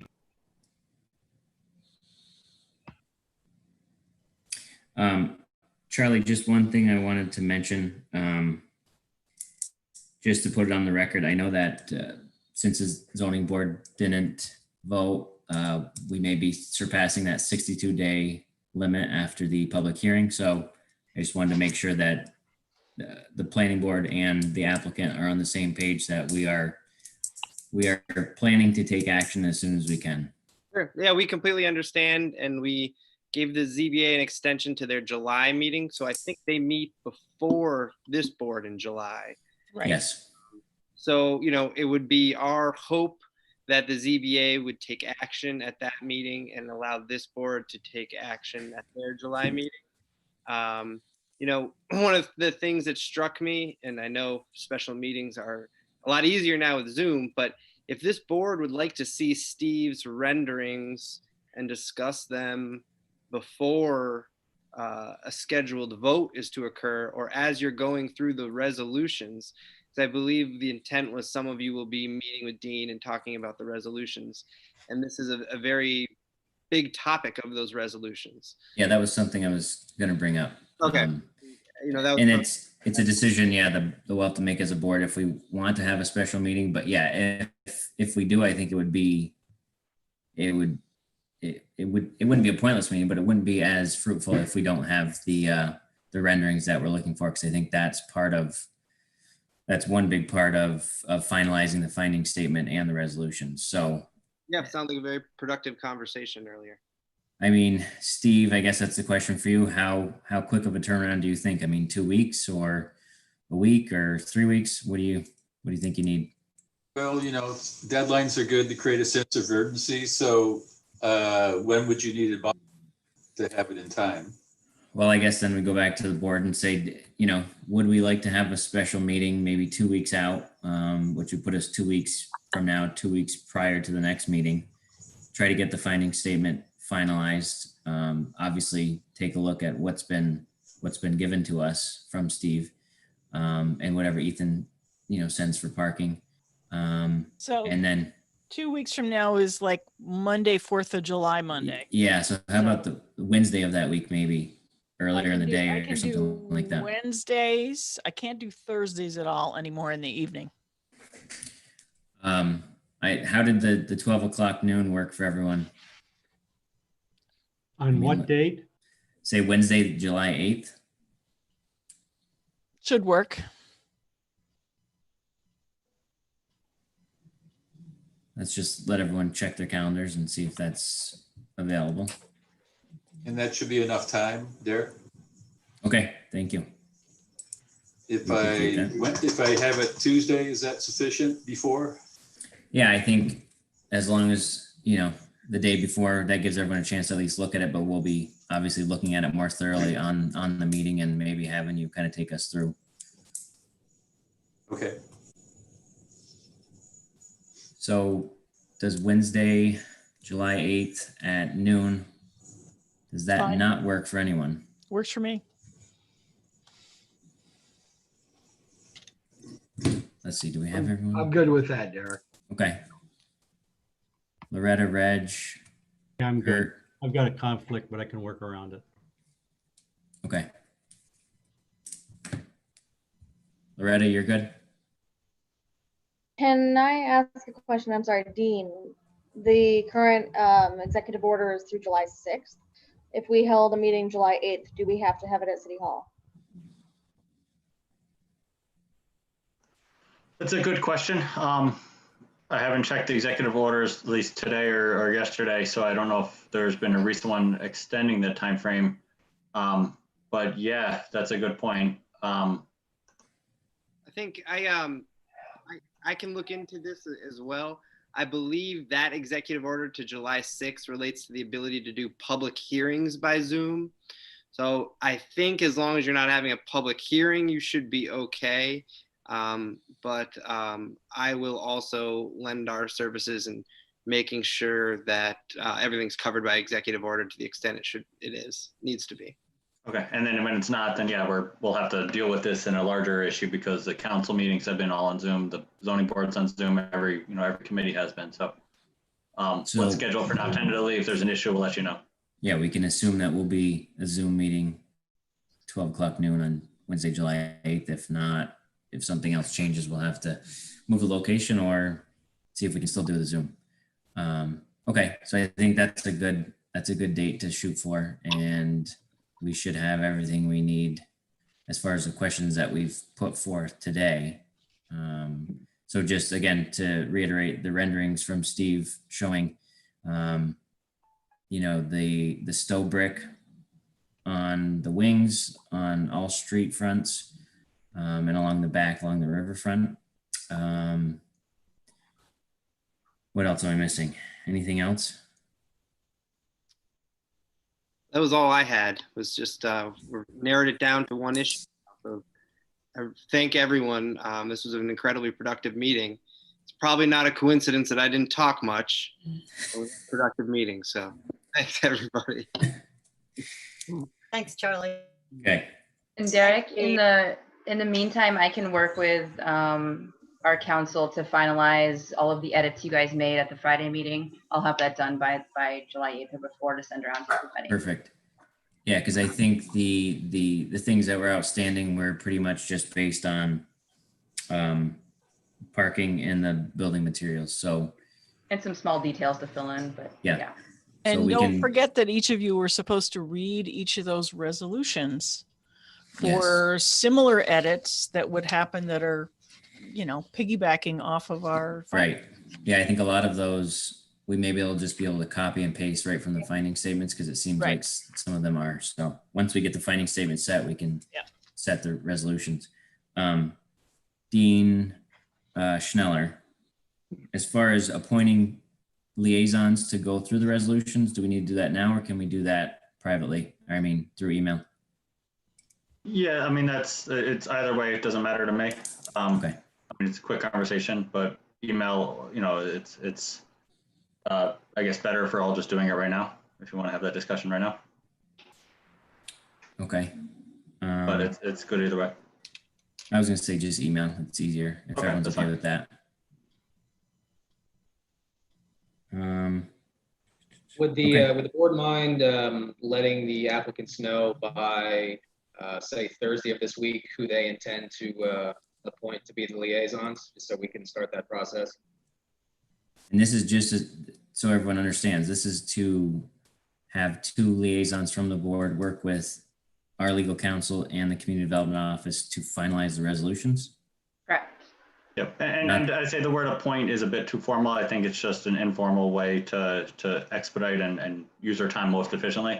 And again, no, they're not speaking for the board. They're just representatives that are going to help the process along. But again, it's always going to be the entire board that makes a decision. How is this different from us finalizing the finding statements as a board? I mean, it seems like a similar chore. Process-wise, yeah, it'd be less voices. I just want to make it clear that those two liaisons are not speaking on behalf of the board entirely, that there'd still be the public process in front of the entire board. Okay. I guess I'm just wondering, I mean, is it any different than if we just did it with the finding statement at the same time during the meeting, or do we have to do liaisons and resolution? Quicker to do it on the back end, back and forth. I mean, I can do like a first draft of the resolutions that matches the finding statements that you edited and send that around at least to the two liaisons, have them review it, make edits, and then we can send that around to the whole board. I just think it'd be a little bit quicker than having to go through the document, you know, all 7 people looking at it. Yeah, I don't think it's necessary to walk word by word through the document on the floor during a meeting. That was overkill. All right, well then right now, let's just do it right now. Would anyone like to volunteer themselves as a liaison? I would love to, and I don't think they want me on it, but I'm volunteering. I can't. I have no available time. Okay, well, as acting chair, I guess I'll be the second, if that makes sense. Okay, so now you have your answer. Okay, well, I think that's pretty much it with Prime at this point, unless we have anything else. Okay. I'd like to close Prime and maybe take a 5-minute break for people to run to the bathroom before we start the next 4 applications. Okay, so we'll come back at 7:50. Mm-hmm. And we will start with item number 1, which is St. John's. So if they're listening, hopefully they're ready. 18 Broad Street. So thanks again, everyone from Prime. We appreciate it. And thank you. We'll see you guys in a few weeks. Thank you. Night. Good night. Thank you. Night. You're welcome.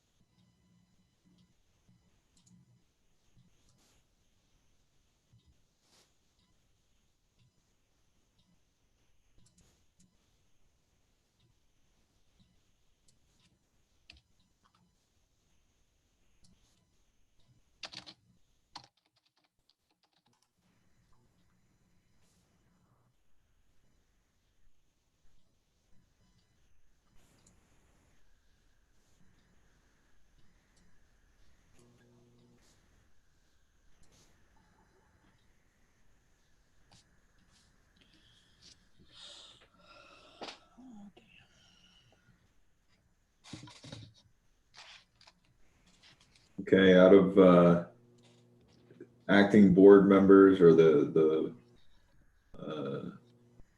those that aren't alternates, the only one where it looks like we're waiting on is Red.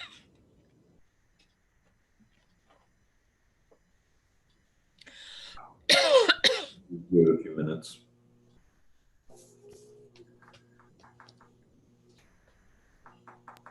I'm an alternate on the rest of the agenda, correct? I believe Loretta, you and Kurt are both alternates for the remainder of the agenda. Okay. And No, I believe Loretta, I think you are sitting on St. John's. Reg needed to recuse himself. Yeah, Loretta is the alternate for St. John's, while Reg has to recuse himself for that item. Does he? Okay. He is not recused for the other church. Okay. Okay. And I don't know if we have any recusals on the other Court Street. I had helped Nancy Woodward. She called me and I guided her with getting her own building permits passed off the index cards they have in the building inspector's office, etc. But I didn't help her with the application at all. I just sort of sent her on her way to figure out what she needed to do. So I don't think I need to recuse myself for having talked to her. Okay. Any other recusals? Questions? Well, I'm not a recusal, obviously. I just learned that I am going to need to get off to leave the meeting at about 8:30. I think I'm alternate on all of the remaining issues anyway, so I don't think that's a big deal. I apologize for having to leave early. Okay. Thanks, Kurt.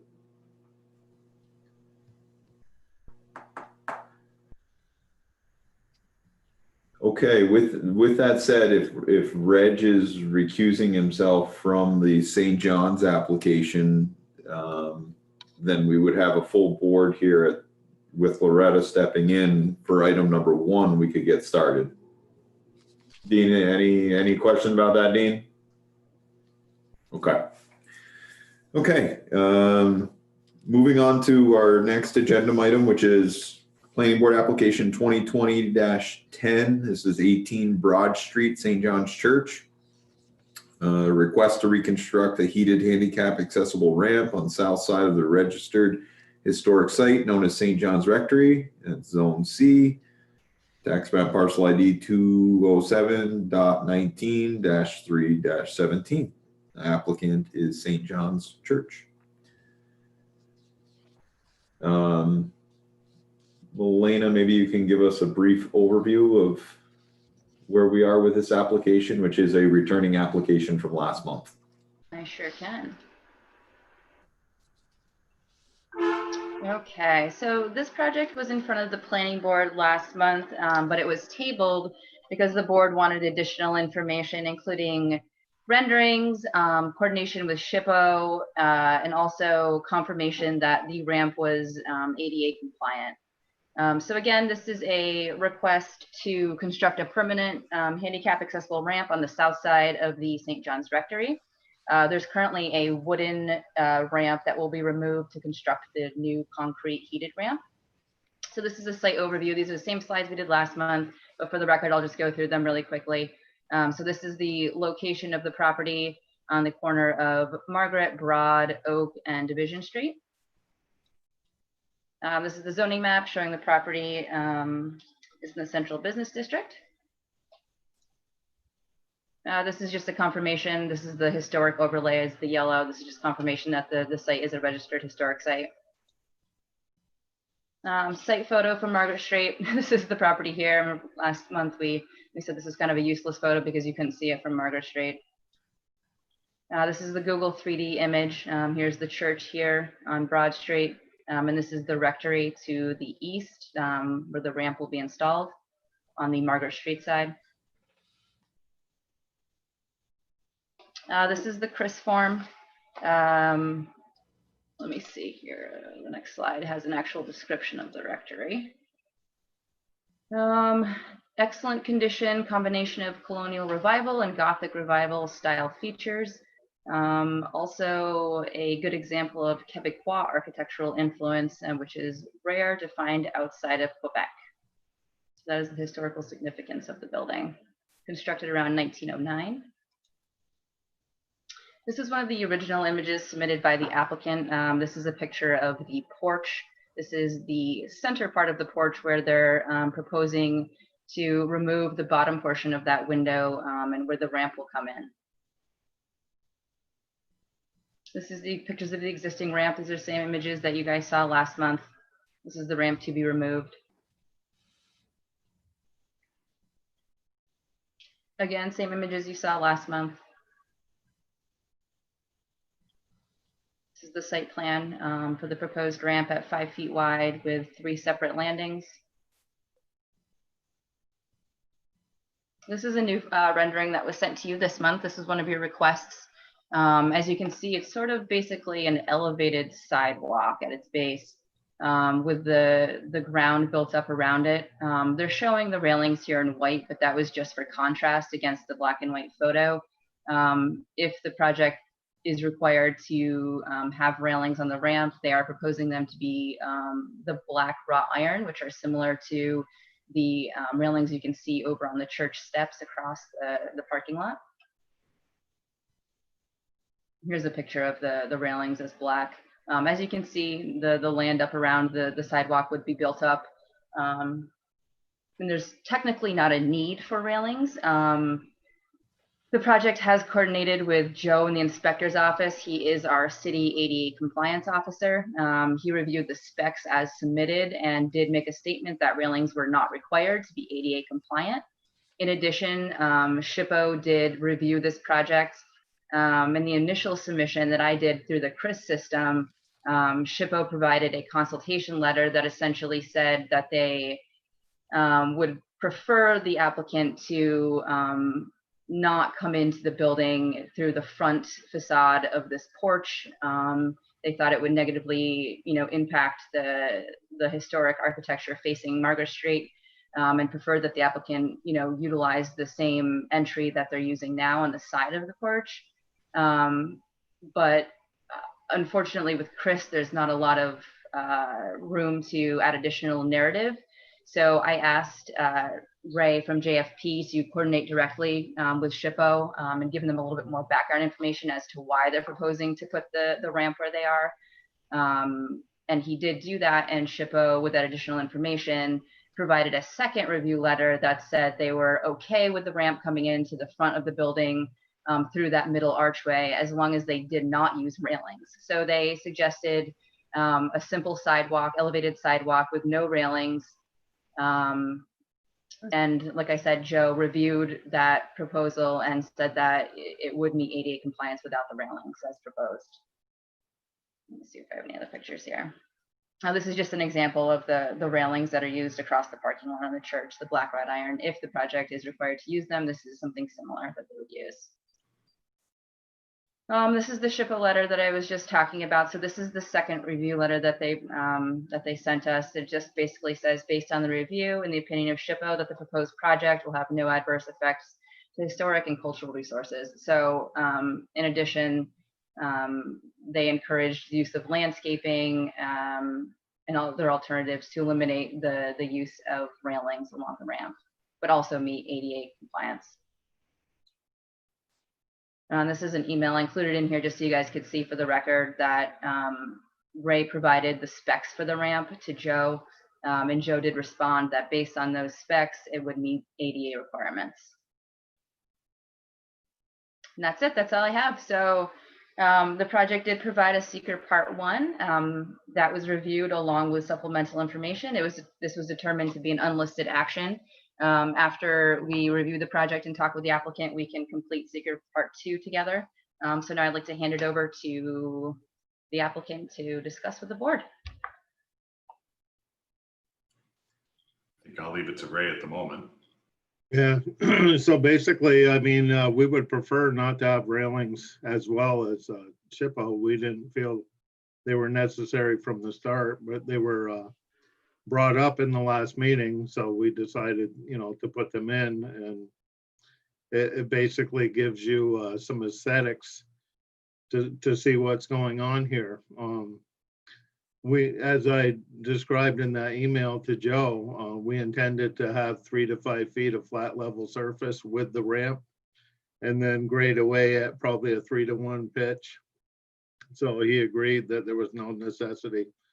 SHPO's concern, they wanted to go in the original entrance, which would have, we would have lost the original stair, and there would have been a significant amount of work. We would have to have retaining walls, which would have brought in materials that would have to be period correct. It was just, and it also would have blocked a bulkhead entrance into the basement directly adjoining.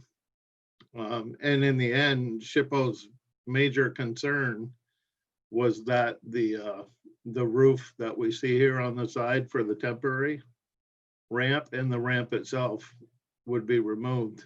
And as soon as I agreed to that, he was 100% behind it. So another thing, had we gone to the original entrance, we would have had to have had an engineered roof system that could have withstood, you know, potentially several hundred pounds of ice falling off that upper roof. That was the reason for that temporary one being installed. So, Ray, can we be assured? See, as you look at the screen door in this image, you know, yes, the inputting of the screen door, that if the screen and all that wood, any framing, etc., if that were all painted in a gray shade that were the same shade as the stone to make it blend, to make the whole thing blend, is that possible, or were you just going to stain it with a clear stain? that is the one at the side entrance. Yeah, That no, was I'm cut. looking at the one that's proposed for the front, not the side. Correct. What I'm telling you is that is a photo of Yeah. the one that was on the side. Right. So would you want them both to match and be turned gray as? I just think gray makes them blend into the building more and be less obvious that we've installed a new door here in an old building. Does anybody know what I'm trying to say here is, can we get Yeah, this to sure. try to recede into the distance so that it isn't noticeable? Yeah, that's not a problem. I don't think, I mean, and actually if you use gray, you know, like a solid gray stain instead of paint, the stuff never wears off. Once Right. every 10 years, they might have to stain it. Yeah, I'm certainly not opposed to that.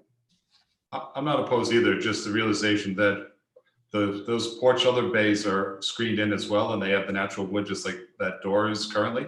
So that would mean doing all those too. Well, look at them. They don't even show. I know, but Oh, they're that's black and white. currently. Yeah. Melina, can you go back to the picture of where the current screen door is now? And just so we can see what that looks like in Yeah. color. Yeah. Are they, what color? Is that wood color or red color? What is Yeah, that? that is. Wood color, just natural That wood. is correct. And it didn't fade to gray after a while? I think there was probably some preservative or stain on it. Oh, okay.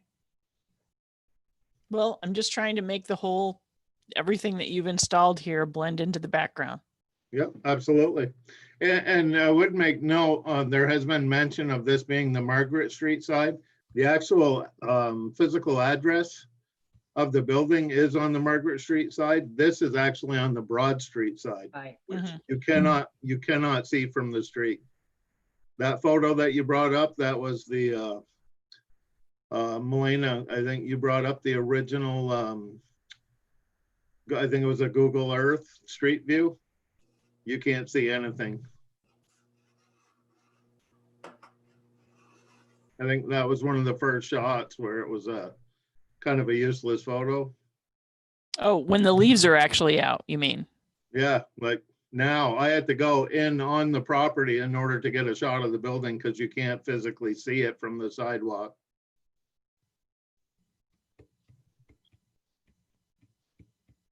But I mean, painting the door will not hold this up. I have no issue with that.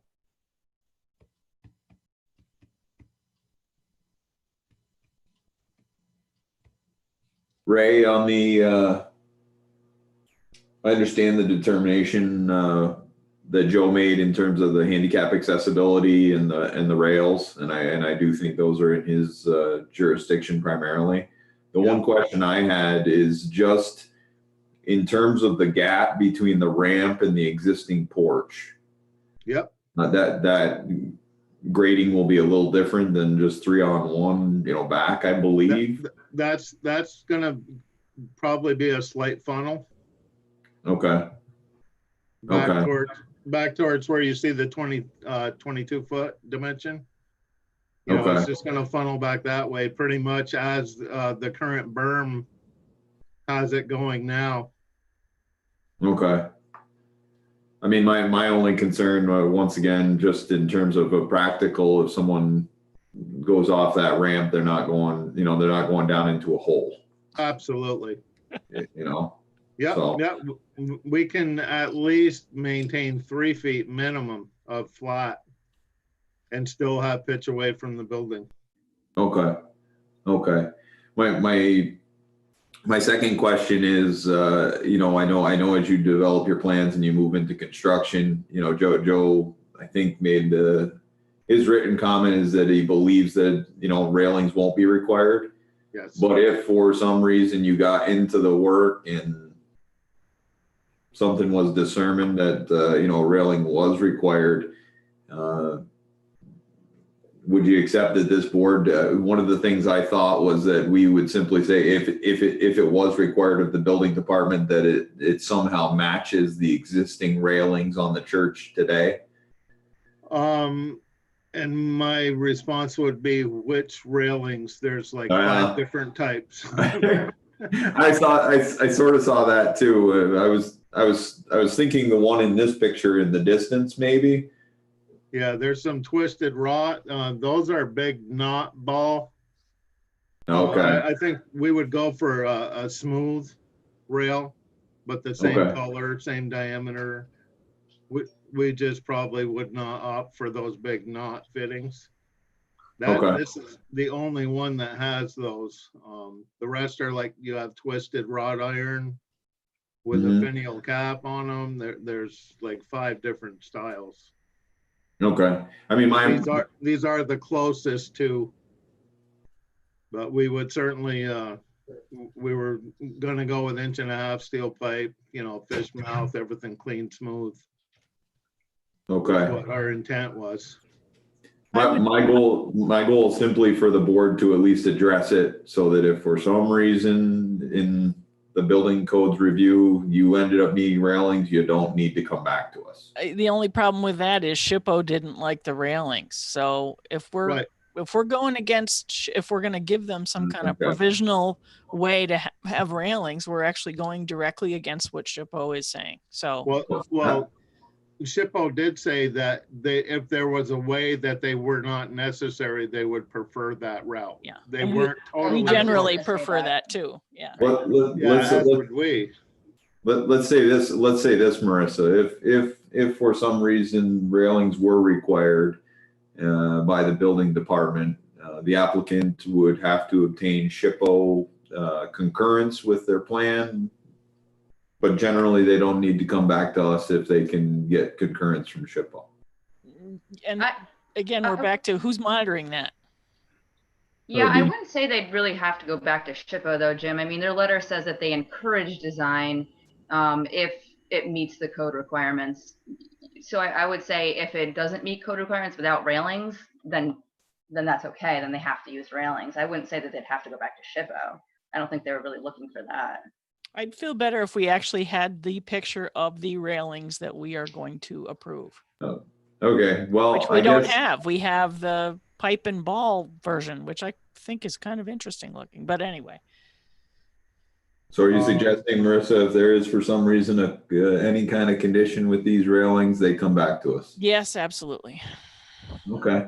Hate to leave it up to somebody else. How does the board feel about that? Stupid question, but why do we have to go by exactly what SHPO says? You don't. We don't, but we try to, right? SHPO coordination was not required for this project. Yeah.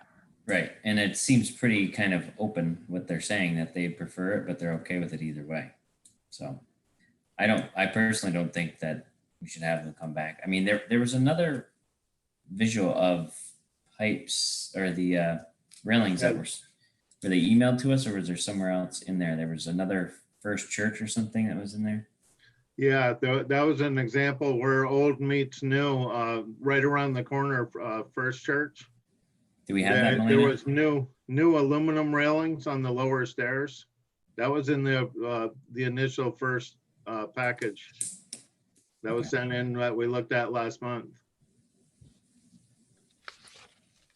I do not have that as part of the PowerPoint, sorry.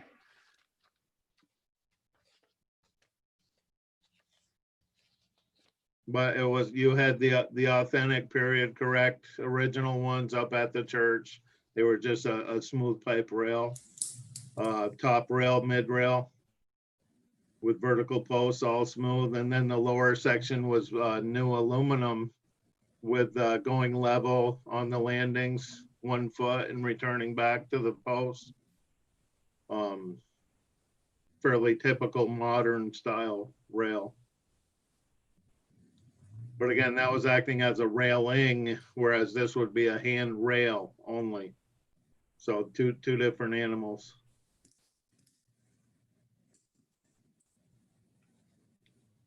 I guess personally, I think the color is the most important thing. And if we know it's going to be black, then. Yep, your typical black pipe rail, 1.5 pipe. All smooth, top rail, mid rail, vertical posts. No greater than, I believe it's 6 feet apart. I agree with Eric. I could accept that. In addition, and basically meeting the building department's requirements for handicap accessibility. Yep. Okay. Well, I don't have any other questions. Does anybody else on the board have questions or comments? I think it's going to be an improvement. It'll look much more period-like than what the wooden frame roof and wooden ramp looks like. I appreciate the effort. Thank you. I do also. And it is nice, you know, especially for a structure of this character, that it's gone through SHPO, and actually SHPO had similar discussion and questions, maybe to arrive at an acceptance of the plan, but they had the same questions we had initially. So. Yep, absolutely. You know, with that said, we do have if there's no other questions or comments from the board, we do have a seeker in a public hearing associated with this, although I think we can review seeker first. So Melina, do you have a short form seeker? I do, I'm pulling it up right now.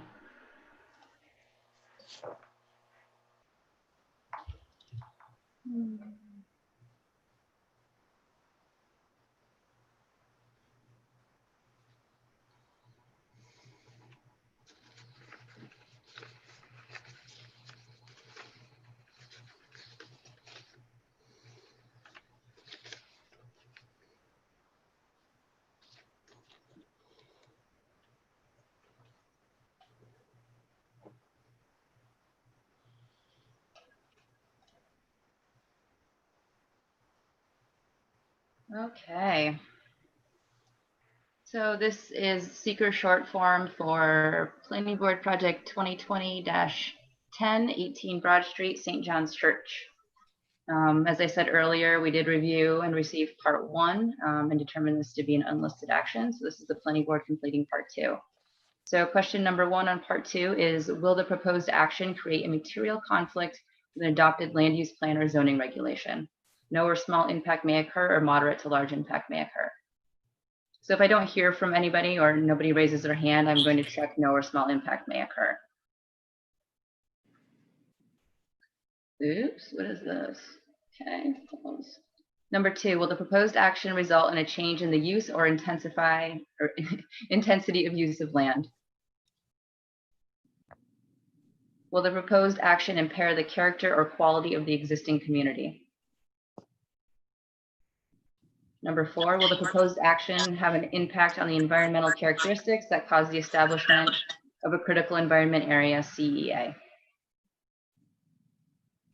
Number 5, will the proposed action result in an adverse change in the existing level of traffic or affect existing infrastructure for mass transit, biking, or walking, or walkway, sorry. Number 6, will the proposed action cause an increase in the use of energy and it fails to incorporate reasonably available energy conservation or renewable energy opportunities? Number 7, will the proposed action impact existing A, public-private water supplies, and B, public-private wastewater treatment utilities? Number 8, will the proposed action impair the character or quality of important historic, archaeological, architectural, or aesthetic resources? Number 9, will the proposed action result in an adverse change to natural resources, wetlands, water bodies, groundwater, air quality, flora, and fauna? And number 10, will the proposed action result in an increase in the potential for erosion, flooding, or drainage problems? And number 11, will the proposed action create a hazard to environmental resources or human health? Okay, and that's it for part 2. We just would need Jim's signature on that.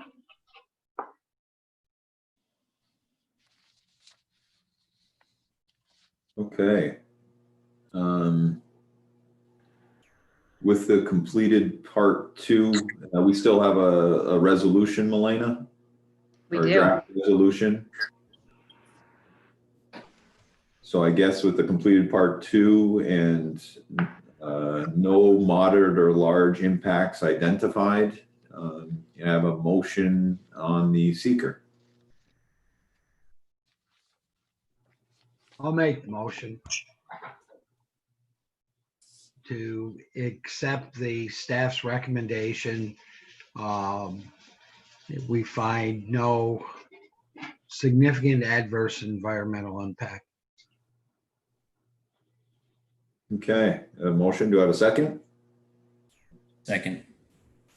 Second by Derek. Roll call.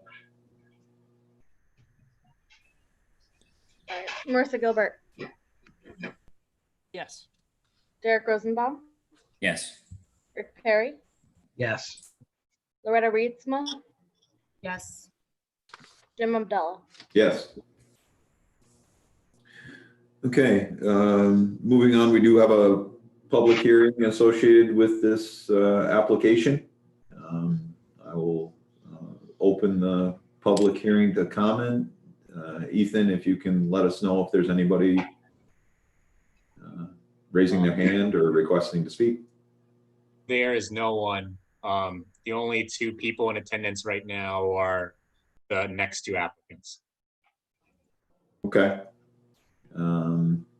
Well, if there's no one here to make public comment, then I'll close the public hearing and move to the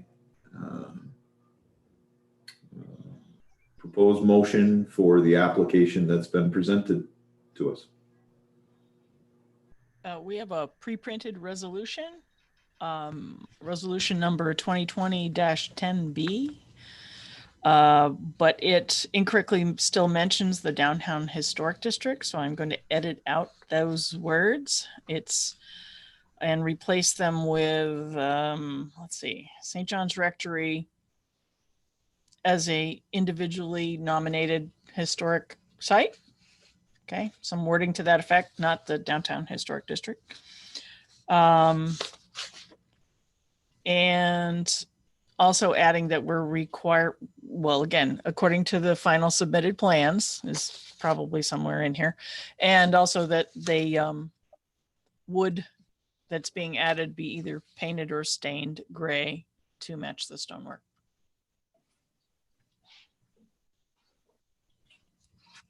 Okay, so that's a motion by Marissa. Do I have a second?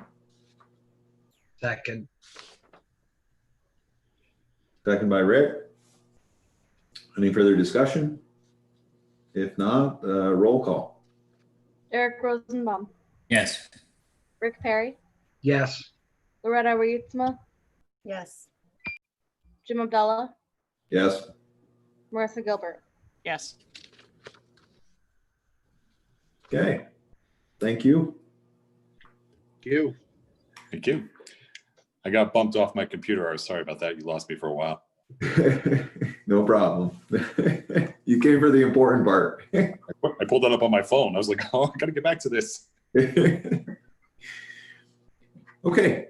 So moving to the next application, this is Planning Board Item 2020-11, 114 Cornelia Street, St. Peter's Church. Request to install an exterior exhaust fan above a first floor window and install an infill panel behind the window as a result of the proposed interior renovations on the east side of a registered historic site known as St. Peter's Rectory. Zoned R2, tax map ID number 207.15-6-34. Applicant is St. Peter's Church.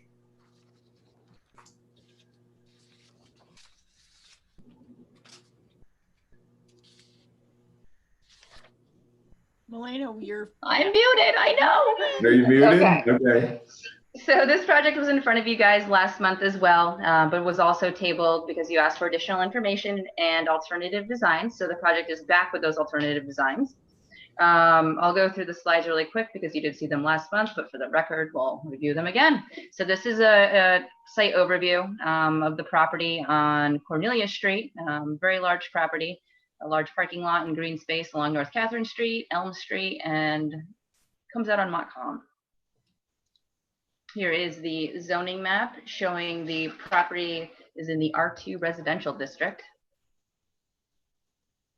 This is the historic overlay map confirming the property is a registered historic site. And we have the CRIS form. We didn't have this last month, but thanks to Marissa and her hookup at the Historical Association, we were able to get this. So this is an image of the rectory, and I have some data here on the second slide. So this was constructed around 1878, I believe. And this form basically highlights the building as a school and nunnery from the late 1800s and serves as a great example of mansard style architecture. This is just a picture of the site from Cornelia Street. This is the rectory here next to the church. This is just a Google Earth image showing the church, the rectory, and then the parking lot in the rear. This is the initial floor plan that was submitted, showing the existing conditions and the planned renovations. As was stated before, most of this project is primarily interior renovations, including updating the kitchen, the laundry facilities, and the dining area on the first floor, and updating the living quarters upstairs and the bathroom. But some of the interior renovations will create the need to alter the exterior of the building, including one of the first floor windows. So this is an image of the exterior of the building. Initially, this project was proposing to actually infill this middle bottom first floor window. But obviously the board had some concerns about that due to the symmetry of the building, what that would look like. So the project is now proposing to put a vent above the window. I believe they're open to color scheme, so whether that matches the lintels above in that kind of brownish gray, or matches the brick color. You guys can have that discussion. But it will be centered over that middle window to create that symmetry. And they're actually proposing to leave the window now and place a board behind it, sort of creating that false window, but also closing it off from the interior so that they could do those interior renovations. This is just another image that was submitted by the applicant showing other existing exhaust fans on that same side of the building. I believe that's all I have for images. Yep. So the project did submit a seeker part 1 that was reviewed. It was determined to be an unlisted action, so we'll complete seeker part 2 together. Other than that, I will hand it over to Ray. Okay, one thing we did find, I reached out to you, but it was a little too late. You were already putting things together, Melina. And reviewing the Chris forum, Father Kevin actually brought this up to me. The building they're describing as the rectory on entry 97 on the Chris forum is actually the building across the street. It's across South Catherine, the mansard roof, the dormers, the coin corners. That is not this building. But the picture of the building is a reverse exposure. That photo, it appears like you're taking a picture to the northeast. You're facing northeast. But the porches that you see on the side there, those are actually on the opposite side of the building. So those were. So the negative was flipped when they made the print? That's correct. Yeah. That was a little confusing to us, but then the description is definitely the building across the I road. was gonna say, man, that doesn't look like a mansard roof. That's absolutely correct. Yeah. I'm assuming that the description of the use of the building is the same though, correct? Or is That is accurate? not correct either. The use of the building, Really? not the other building. They're talking about the Duville Academy building next door, How did across the that street. happen? Yeah. So Yeah, I don't know what the answer is, because Can you see that? it's clearly on the register. Does anybody in the church have any idea when that brick building was built? It was actually built before the academy because the oblates invited the sisters in, and that's how the convent got built and the school. So it was pre-existing of the other building. You know, but again, our building, the rectory in which we live, has had several changes over the course of its history, including that entire addition off the backside, the addition of a garage at one point, and the garage got removed in order to put the new Emmaus room on, which happened 2 pastors ago. So this building has seen quite a bit of change, and everything that was written up on the historical aspect or the architectural aspect has no bearing whatsoever on this building. That's funny.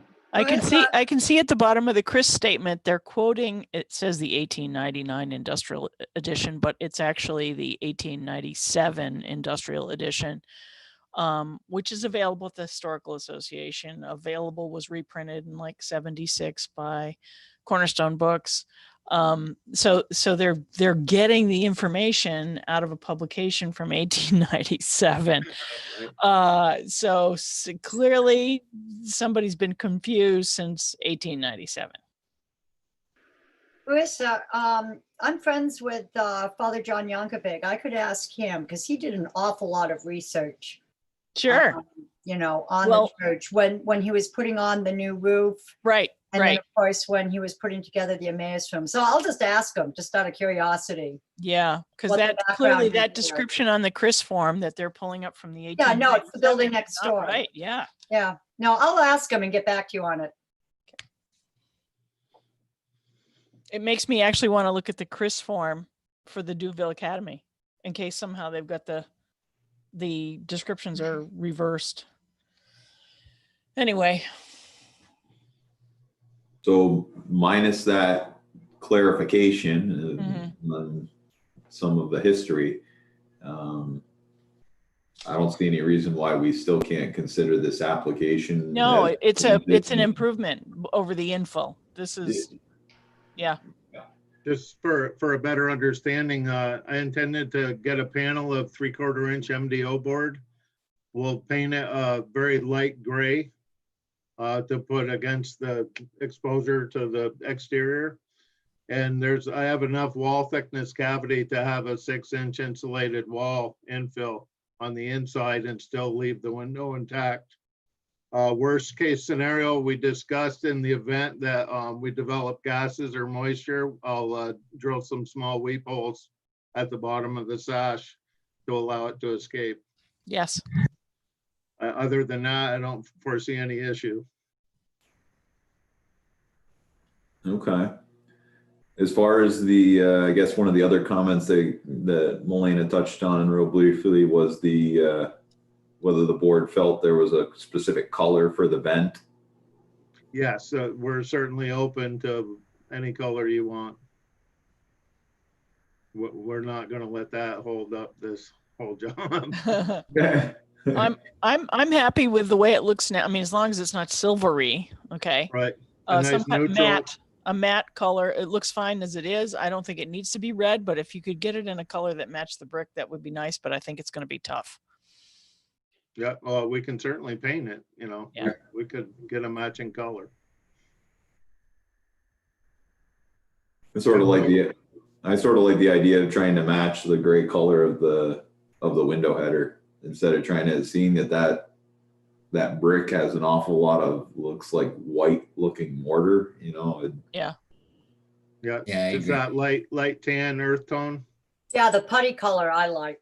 Yep, Yeah. certainly. I can personally make sure that happens. Okay. Okay. Anybody else on the board have any other comments or questions? If not, we again do have a short form seeker associated with this application.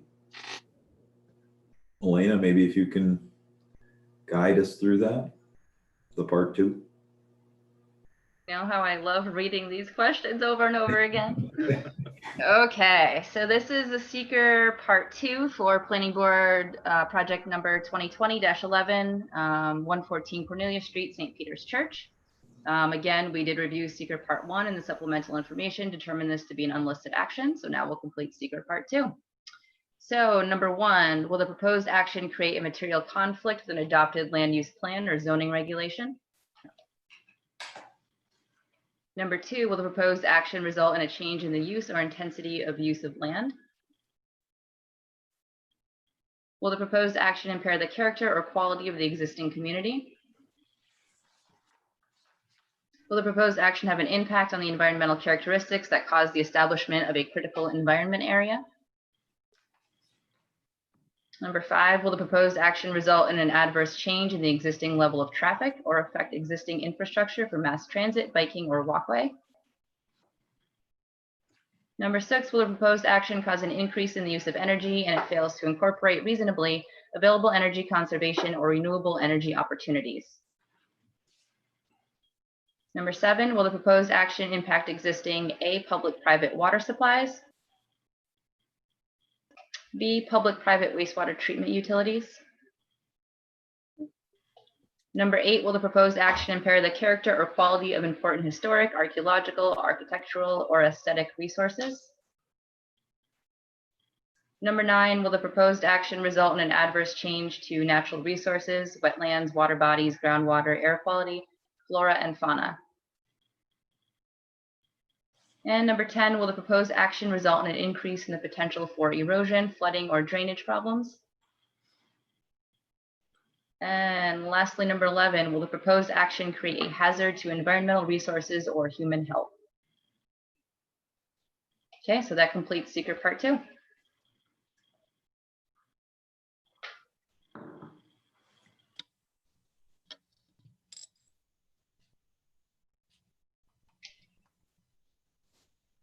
Oh, you're muted, Jim. Thank you. So I believe we also have a draft resolution for seeker finding. We do resolution number 2020-11A, which needs to have a few changes because of our changes. So I'd like to make a motion to adopt resolution 2020-11A with the following changes. I'll just read the amended first paragraph. Whereas the City of Plattsburgh's Planning Board has before it a project known as 114 Cornelia Street, St. Peter's Church. It's a request to block off on the interior with, was it MDF? I got the right? MDL. MDL. Okay. As a product.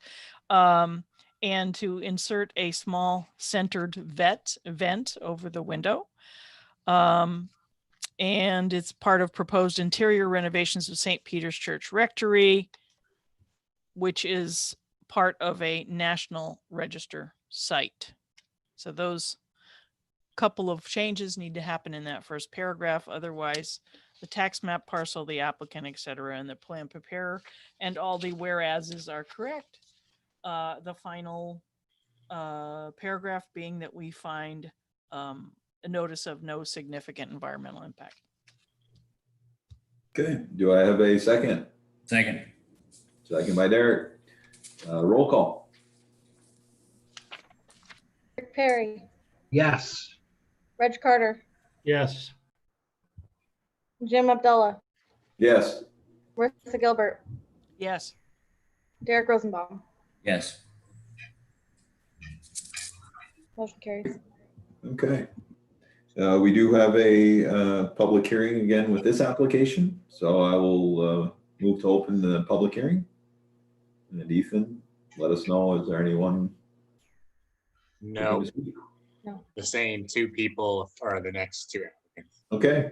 If there's no one looking to make public comment, I'll close the public hearing and move to board consideration of a motion for the application as presented.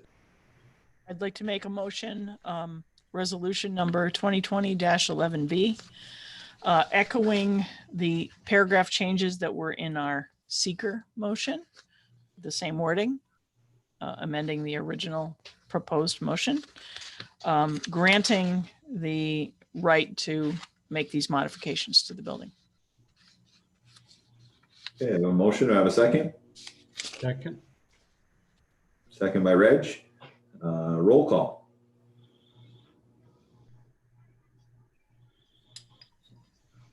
Jim Abdullah, Yes. Marissa Gilbert, Yes. Derek Rosenbaum, Yes. Rick Perry, Yes. Reg Carter. Yes.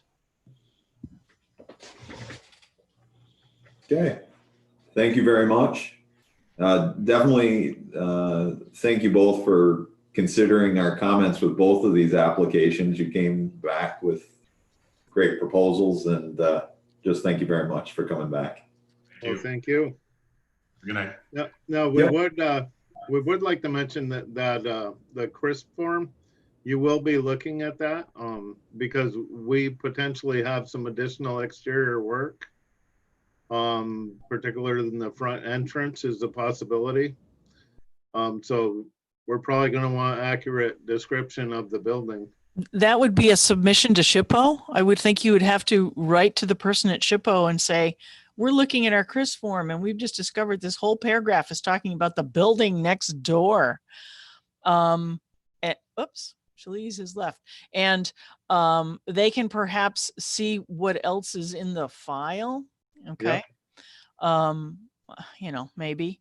Also, at the Historical Association, we have copies of all the original work that went into the submissions and everything. So maybe we can pull out that building section of what we have for information to see where it just got messed up when it got submitted. Because all SHPO has done is scan those original documents from like 76 or 82. Yep, It's absolutely. the original documents. And so you need to plead your case with them to get it fixed.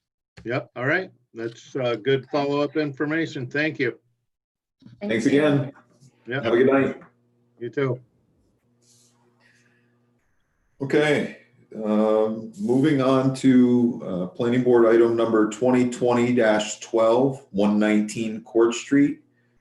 This is a request to replace asphalt shingles with new architectural asphalt shingles in the Court Street Historic District, zoned RH, tax map parcel ID 207.19-5-3. The applicant is Nancy Woodward. Okay, so this is a seeker review, public hearing, and historic site review. Again, this is a request to replace deteriorating asphalt shingles with new architectural asphalt shingles in the Court Street Historic District. This is an overview map of the property. This is 119 Court Street between Wells and Williams Street. This is a zoning map showing the property is in the Residential Historic District. This is the historic overlay map confirming the property is within that district. And here's the CRIS form. This building was originally constructed in 1865 and is a contributing structure as a prime example of simple Italianate architecture. Here's an image of the photo from Court Street. This is a Google Earth image. I chose this image because you can it's a good angle to show the low pitch of the roof, which is a good thing because you can't really see it from Court Street.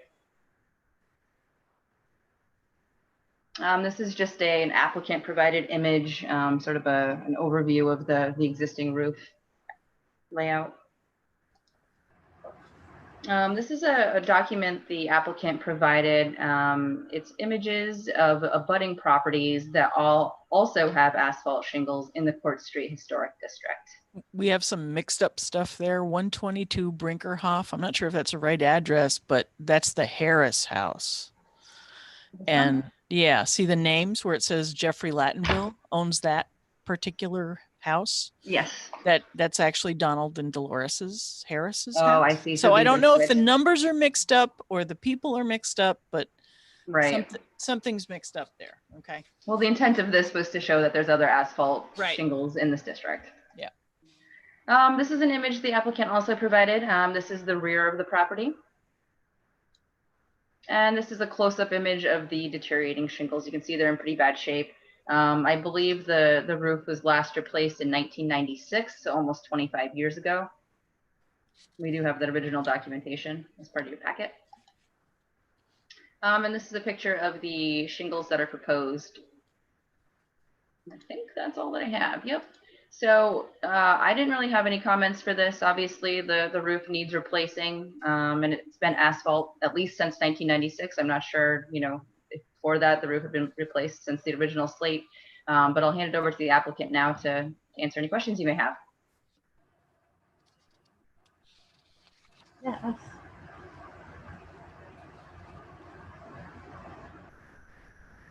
Oh, it's actually Paula speaking for her mother. I'm here, yes. Okay. Yeah, can you see me or can you just hear me? I hear you, but Okay, we're here. We see you. I think I got kicked off when we switched over, but we've been with you the whole time. Can I, So- Milena, can I ask you a question? Are these architectural shingles the ones that we've, in a sense, already blanket approved for the Vilas home and for various other projects where we decide that that particular shingle that we'd already approved looks enough like slate so that we're okay with it? I don't know if there's a blanket approval, but these are very similar to the ones, yes. Okay. But Marissa, I don't think these shingles are like the Vilas home. These are an architectural shingle. I don't think they're the slate look type shingle. There was a project we recently just heard that wasn't Vilas home that looked like slate. Which one was that? Last one that I saw that installed that type of shingle was the Maple Fields over on the oval. That's what it was. No, it wasn't. It was near the Maple Fields, though. It was the other project we just heard on the base. The IBEW. IBEW used real slate. Yeah. They had real slate. Yeah, it was a slate. Was I think it Legal Aid Society? Yes. Yes, legal aid. Yeah. Okay, that's what it was. What did they use? It was an asphalt shingle, I believe, that looked like slate. Here we are.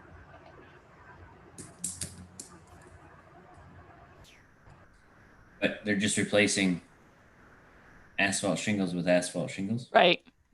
Okay. And they're trying to make it look nice. So is it the, when we're looking at this stacked image, is it the upper section, we'll call it the green labeled section that we're looking at? What is being proposed, or the light blue section? The top one. The top one. Okay. Yes, we compared it to actual slate, and this is the one that most closely matches it in color. It looks fine to me. And again, as the low roof pitch means you really can't even see the roof. It doesn't show up in the Chris system photograph because of the pitch.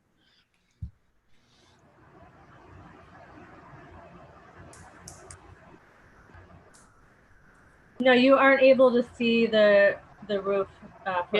From the street. Yep.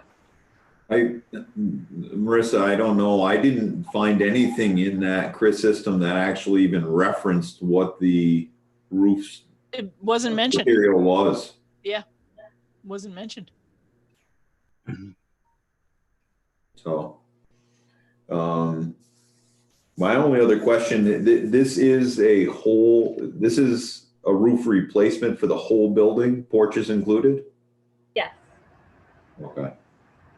Okay. So it's all roof sections. There you are. We can see you now. Are the new shingles the same color as the old shingles? Well, close. The old shingles are pretty wrecked, so it's hard to tell. But yeah, I mean, they would both be trying to match slate. Thank you. That roof you're looking at was put on 17 years ago, and it was IKO shingles, which didn't hold up well.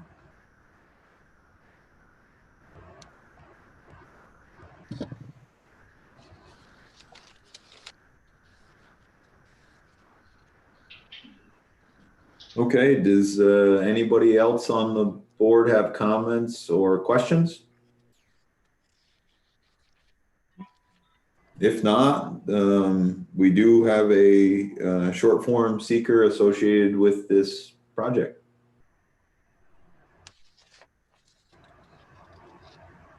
Elena, if you can I'm working on it. guide us through that. Elena, I think you could say question 1. Everybody's looking You at the know, same form. We asked that at the last meeting, and Mark Shackner advised us to actually read every question. Okay. Go for it. Okay. I'll have them memorized in no time. Yes. Okay, so this is Seeker Part 2 for Planning Board Project number 2020-13. I'm sorry, 2020-12, 119 Court Street. So question number 1, will the proposed action create a material conflict with an adopted land use plan or zoning regulation? Number 2, will the proposed action result in a change in the use or intensity of use of land? Number 3, will the proposed action impair the character or quality of the existing community? Number 4, will the proposed action have an impact on the environmental characteristics that cause the establishment of a CEA? Number 5, will the proposed action result in an adverse change in the existing level of traffic or affect existing infrastructure for mass transit, biking, or walkway? Number 6, will the proposed action cause an increase in the use of energy and it fails to incorporate reasonably available energy conservation or renewable energy opportunities? Number 7, will the proposed action impact existing public-private water supplies? B, public-private wastewater treatment utilities? And number 8, will the proposed action impair the character or quality of important historic, archaeological, architectural, or aesthetic resources? Number 9, will the proposed action result in an adverse change to natural resources, wetlands, water bodies, groundwater, air quality, flora, and fauna? Will the proposed action result in an increase in the potential for erosion, flooding, or drainage problems? And number 11, will the proposed action create a hazard to environmental resources or human health? And that completes Secret Part 2. Okay, with the completion of Part 2 with no significant impacts identified, we do have a draft seeker resolution that's been prepared by staff. I'd like to make that motion, resolution 2020-12A, but including the actual pinnacle pristine high performance architectural shingles in the color of, is it Hearthstone? Yes. Yeah. Just get that phrasing into this motion and into the actual final motion as well. Marissa, I'm sorry, just to interject. As far as resolutions go, anything that you add, we can add in that last section called discussion, because one of the conditions of approval is that the project complies with any discussion items from the planning board. So instead of amending the actual resolution language, we can add that to the discussion section. Discussion does discussion become a condition? Yes. Yep. It's one of the conditions. Okay. So then I'm adding discussion that the architectural shingle must be, again, I just had it and now I've lost it. A chemical pristine high performance architectural shingles in the color of hearthstone. And that, as the final paragraph, of course, is that we have a notice of no significant environmental impact. Okay.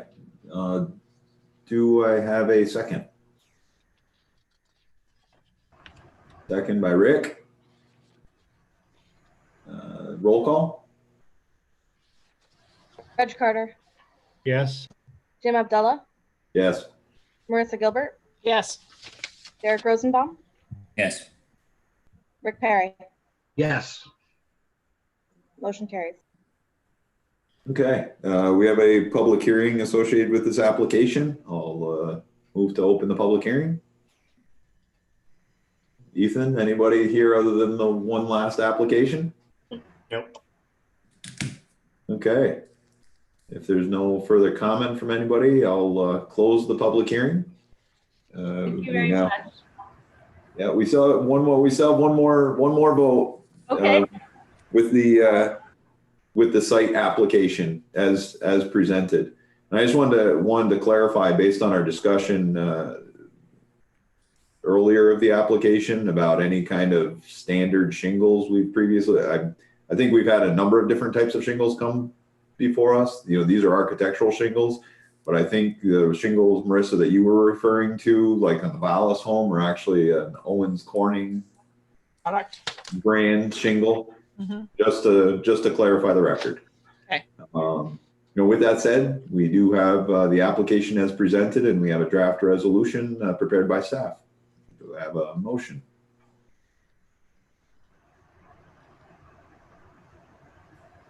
I'll make a motion to approve resolution number 2020-12B, also including the type of shingle that was included in this seeker resolution. Okay. Do I have a second? Second. Second by Marissa. Roll call. Jim Abdullah, Yes. Marissa Gilbert, Yes. Derek Rosenbaum, Yes. Rick Perry, Yes. Reg Carter. Yes. Motion carries. Thank you very much. Thank you. Have a good night. You too. Thanks. Okay. Moving to planning board item 2020-13, 120 Court Street. It's a request to replace wooden clapboard and shake style siding with vinyl clapboard and shake style siding in the Court Street Historic District, zoned RH. It's a tax map parcel ID 207.19-1-6.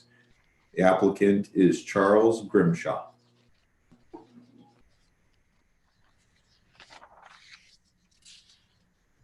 Melina muted. There you go. Okay, so as Jim said, this is a request to replace two types of existing wood siding with vinyl siding in the Court Street Historic District. This is an overview of the site right across the street from the project we just reviewed. This is 120 Court Street, again in between Wells and Williams Street. The zoning map, again showing the project is in the RH district, residential historic. The historic overlay map confirming the property is within the Court Street Historic District. And this is the CRIS form for the property. So it was constructed circa 1905 and is a prime example of simple colonial revival architecture. This is a site photo from Court Street. This is another close-up image of the house. You can see the wood siding on the front facade. It's kind of cool. You can see on the top floor here, the wood siding actually arcs around this Palladian window. So one of my comments when I was reviewing it was just a question for the applicant if the proposed vinyl siding would also mimic this arch that currently exists, because that is kind of a cool feature. Let's see. Lastly, this is an image that the applicant provided of the proposed siding. This is for the wood clapboard siding. It is a vinyl wood grain siding in the color Vermont Maple, which is sort of similar to the paint color that exists now. And this is an example of what they're proposing to replace the shake style siding. It's a shingle style vinyl in the color mahogany. I believe that's all I had for pictures. So now I will hand it over to the applicant to talk about their project with you.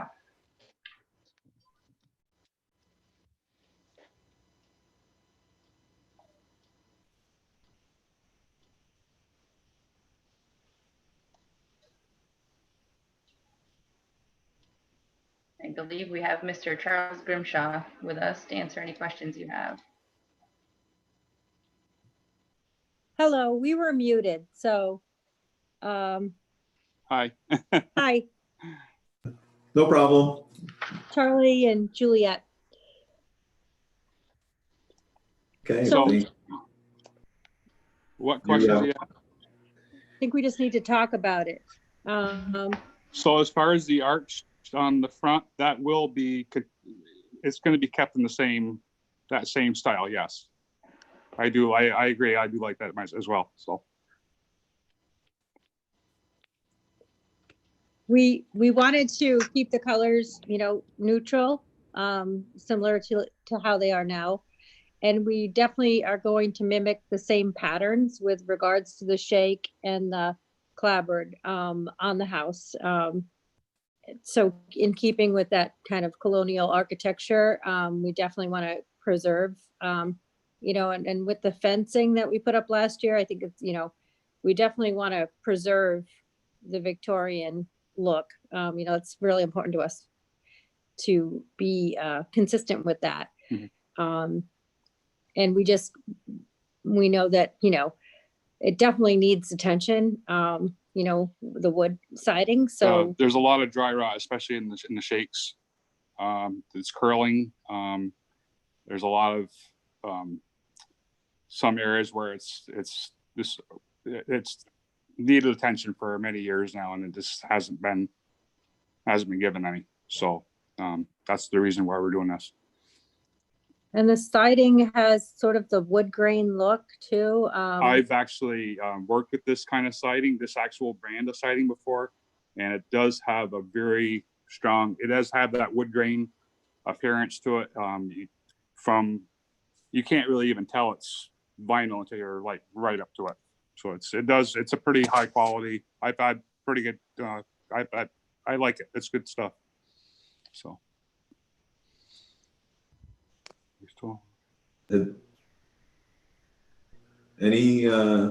Any questions from the board?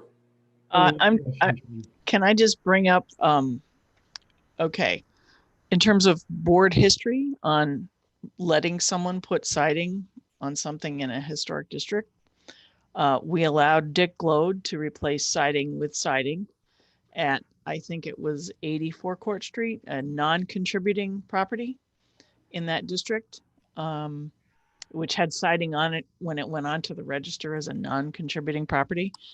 And Steve Fuller at 121, kind of across the street, it's a duplex, came before the board and asked for permission to put siding on that building. I don't know, 8 years ago, a while ago, I don't recall. And the feeling was no siding on buildings that weren't sided already, no vinyl siding. So if the board decides to make this decision to allow siding in a historic district on a building that isn't currently already vinyl sided, it's a big step in another direction. And I'm just I'm just telling you that you need to really think about the decision before you go in that direction. What about Steve Tay's building? Did we decide to allow vinyl on wood there? Steve Tay, where was that? Brinkerhoff, 69 Brinkerhoff. 69 Brinkerhoff. a few months ago. I might have missed that meeting. In the lower, is it in the lower Brinkerhoff Yeah, it's just section? It's just east of North Catherine. I think I missed that meeting. I don't remember Steve Tay as an applicant at all. In that situation, there was some concern about setting a precedent, and I think the criteria was that he had attempted to repaint that building numerous times and had been unable to. The wood literally wouldn't hold the paint, and that was the distinction which allowed this board to make that variance different decision. The board required him to submit a written statement that he had attempted to paint it several times, and it would not hold the paint. We actually just received that statement over the weekend. And I do believe there was also some discussion in the review of the CRIS form, the actual significance of that building. And I believe my recollection is it was somehow defined as like a workforce housing with lesser historic significance. I mean, that's not the correct word. That's not the correct word, but that was how the form actually discussed it. So there were a number of factors in that consideration. You know, with that said, Marissa, you know, this is a very nice home. It seems to be well maintained. I mean, from the outside, it looks like it maintains its historic character. The pictures are not doing it any justice as far as what is really, if you look at the siding right now, I mean, it's the siding needs to be replaced, especially the shakes. I mean, I don't know, it's just, and one,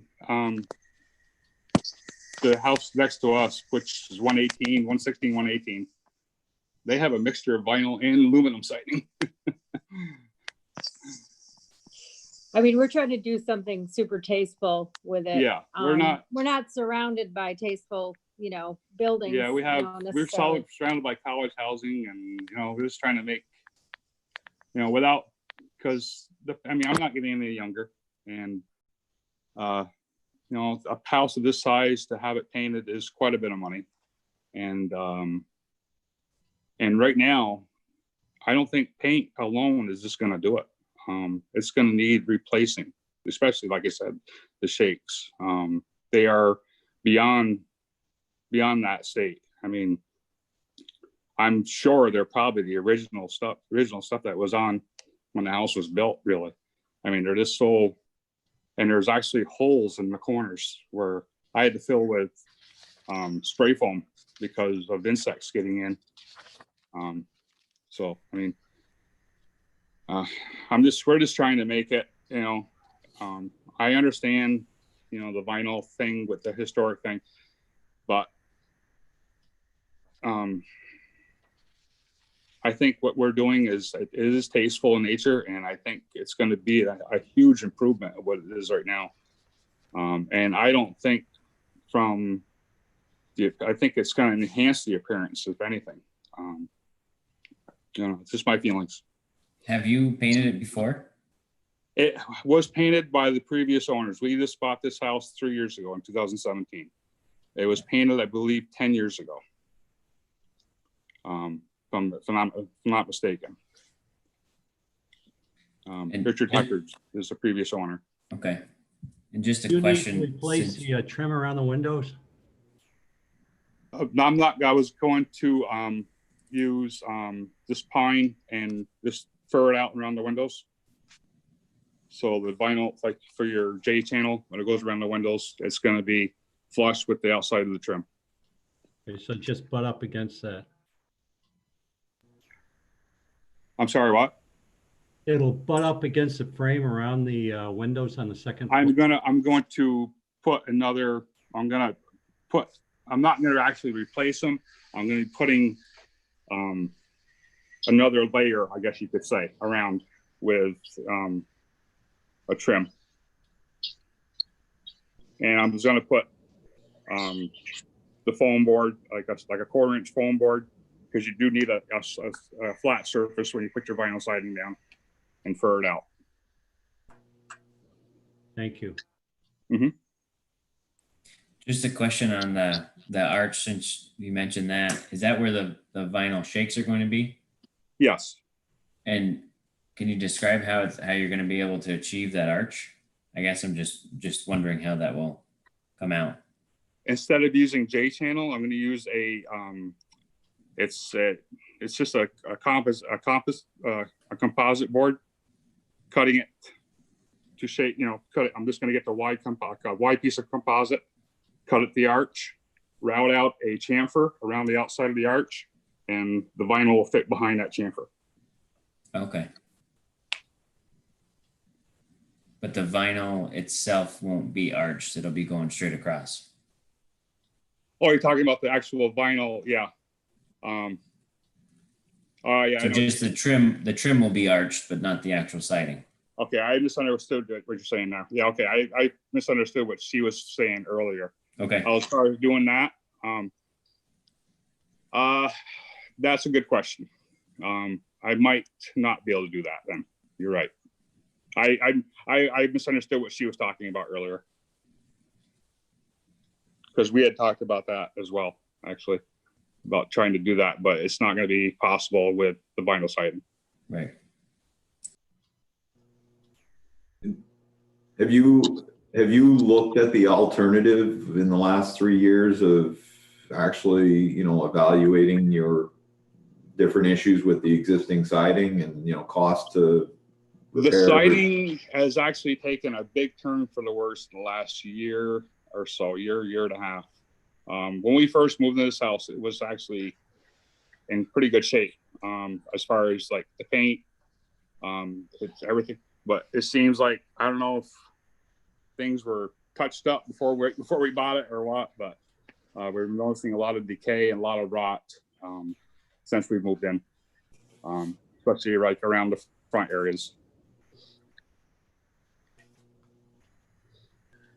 Okay. And have you, aside from identifying it, had a contractor go around and look at repainting? I do my He own. essentially is a contractor. I do. I've built 3 houses. I have over 30 years experience in building. Yep. Any ideas on the difference between, what you're proposing and as far as what, and repairing, or painting? It's going to be, as far as cost wise, it's going to be extraordinary as far as to replace all the shakes with, real shakes, and all the decayed siding with new clapboards, and then repaint the whole house again. It's going to be a tremendous amount of work and a tremendous amount of money compared to vinyl.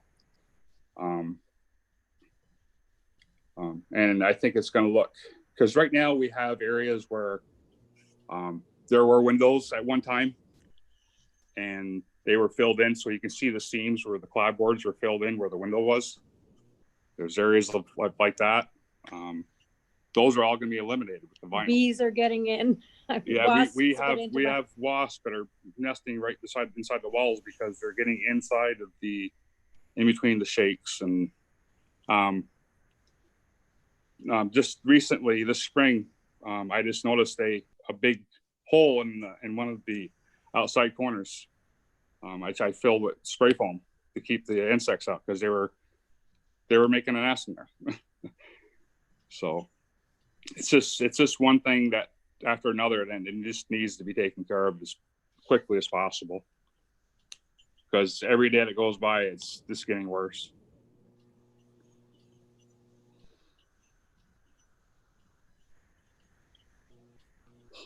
Okay. Does the board have any other questions, comments?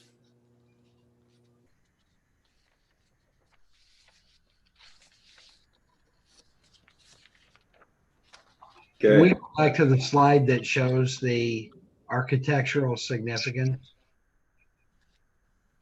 The crisp form that,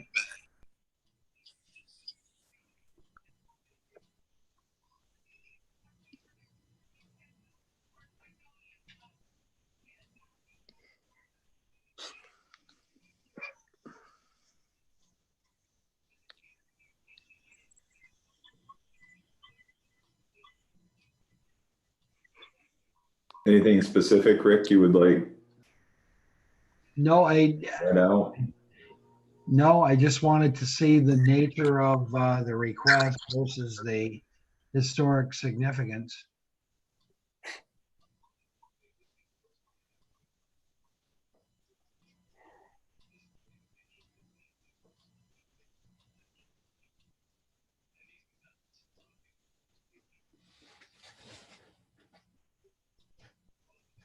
I'm sorry, I thought I asked a question. Jim, I'm an alternate. Would it be appropriate for me to make any comments here? And it's fine if I shouldn't, I get it. Dean, any reason why not? You should ask. I don't think you were part of that executive session last few days ago. Okay. So the long and short of it is, it's generally not recommended because if an alternate speaks, it creates an Uber board, which is potentially creates some legal liability. That being said, if there is something that an alternate can bring to the table and with the chair's discretion, I think we're trying to create some ability for that alternate to voice a question or concern, but in a very limited capacity. And I was at that meeting, so yes, that's why I'm asking if, Okay, I mean, so I guess it would. I just have a question. Yeah, if you have a limited question.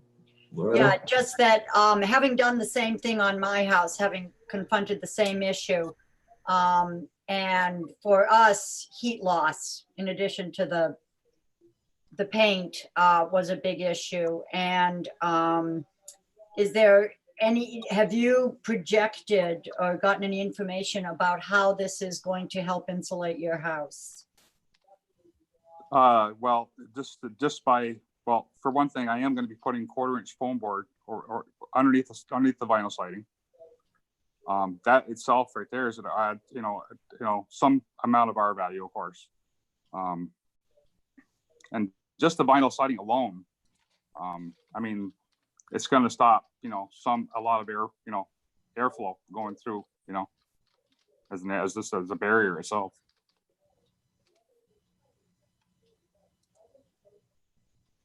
Thanks. That was my experience. So I was just wondering if that was part of your consideration. Well, that is one of my concerns. Yes, as well. True.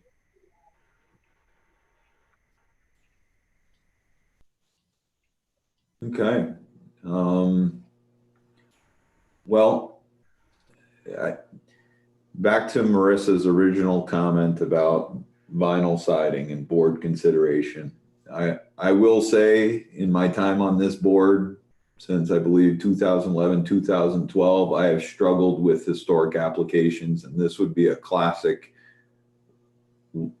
application where truly our standards that we are supposed to go by, the guidelines for preserving historic rehabilitations, restoring and reconstructing historic buildings, really do not give us good basis for what to do with an application like this. Truly, I identify with the people of these districts trying to maintain their homes and to propose more, I guess, period appropriate materials or current materials that are affordable. On the flip side, the standards that we have in the zoning ordinance really don't address that. especially if they haven't, especially if in some time before it came to this board, they haven't been changed over or been done in the past. With that said, it's the, I don't know if anybody else on the board has questions or comments. I just had one question on the shakes. Have you considered any other style of shakes rather than the really weathered looking ones? We have not considered, but that's definitely an option. That's just a personal thing. So I don't know if anyone else has that same question, but I didn't know if you were, that was the only one you had looked at, or if you had considered others. No, we haven't really looked at others, honestly. This is the style that, that this vendor carries. And, I'm sure we could find, if there was an issue with that, as far as if they're that weathered looking and that's a problem, I'm sure we could find another alternative. I don't know. It's not really my place, but I'll ask it anyway. Has this board ever considered kind of is it always all or nothing in the past? Or is there a scenario where you've identified that there's certain historical elements, such as the third floor, but then the other lesser, the lower floors, which don't necessarily have that historical element, could have some more flexibility? I think what's happened mostly is, say someone had a problem at the very rear of the house and they were replacing something that was not visible from the street, then that in a sense was not as much of a problem because it wasn't the street view. But the whole vinyl siding thing, it's just when you read all the pamphlets that come from the government about, vinyl windows versus wood windows, trying to fix rather than replace. And if you're going to replace, please replace in kind. And we have every time we make one of these motions, railings, I can't remember, down on the bottom of Hamilton Street, I think somebody had rot in their clapboard and needed to replace their clapboard. The Cantelord House, we needed to replace their clapboard. It was all like with like. And I almost think, I hate to say it, but I know this person wants to get the work started and everything if he can, but I almost think the board needs to go back and do some rereading in these historical pamphlets about what's appropriate. And there's a little bit of buyer beware involved here, where this district and all of its legal restraints have been in place since, this has been on the district since 76 or 82. It's on the CRIS system. So I just feel like this could be addressed without going with vinyl siding. Can we clarify, is this not on the historic register? This is on the register. It's on the register, a contributing property in a registered district. Okay. The question's been, it's in a historical zoning district, which doesn't necessarily mean it's in a forget district. that. That's how many people can live in the house. That's nothing to do with this board. It's an overlay district where multiple properties have, so the district itself was nominated and then has contributing properties. And this is a contributing property, as opposed to 84 Court, which was a non-contributing property. Gotcha. How about 116, 118 Court? Is that a contributing property? What's it look like? The address doesn't mean anything. It's a housing complex, but it's Kimball Kimball Apartments. Kimball Apartments, actually, the thing is, it got onto the register before, it looked like this. It had already been cited, I believe, when it went onto the register. That is the original Champlain, the hospital. Do you realize that? That's the hospital. Yes, I do know. Before they built the hospital. Okay.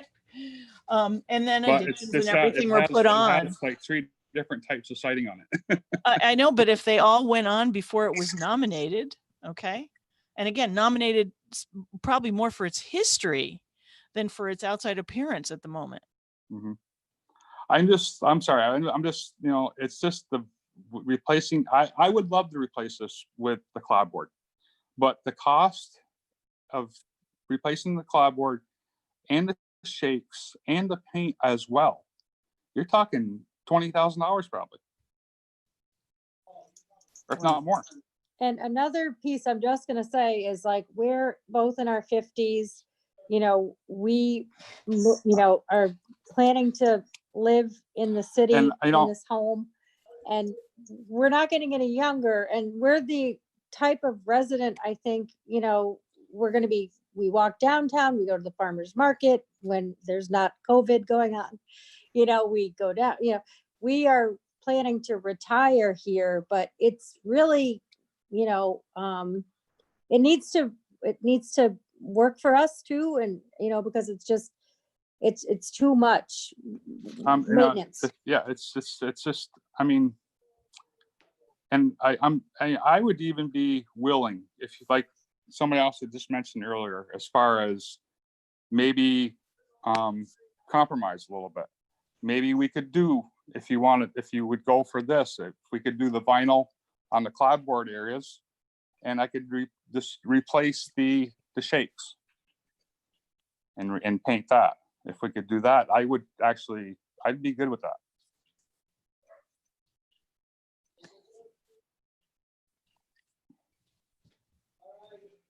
And I could actually, in that way, in that aspect right there, I could keep it, you know, the exact with the arch, with the shakes on top in the front.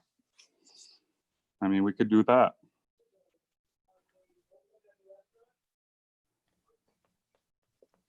Well, that goes back to Dean, your partial consideration of alternatives between.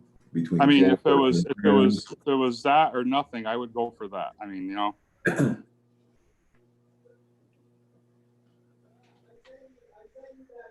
Anybody on the board have a question or comment?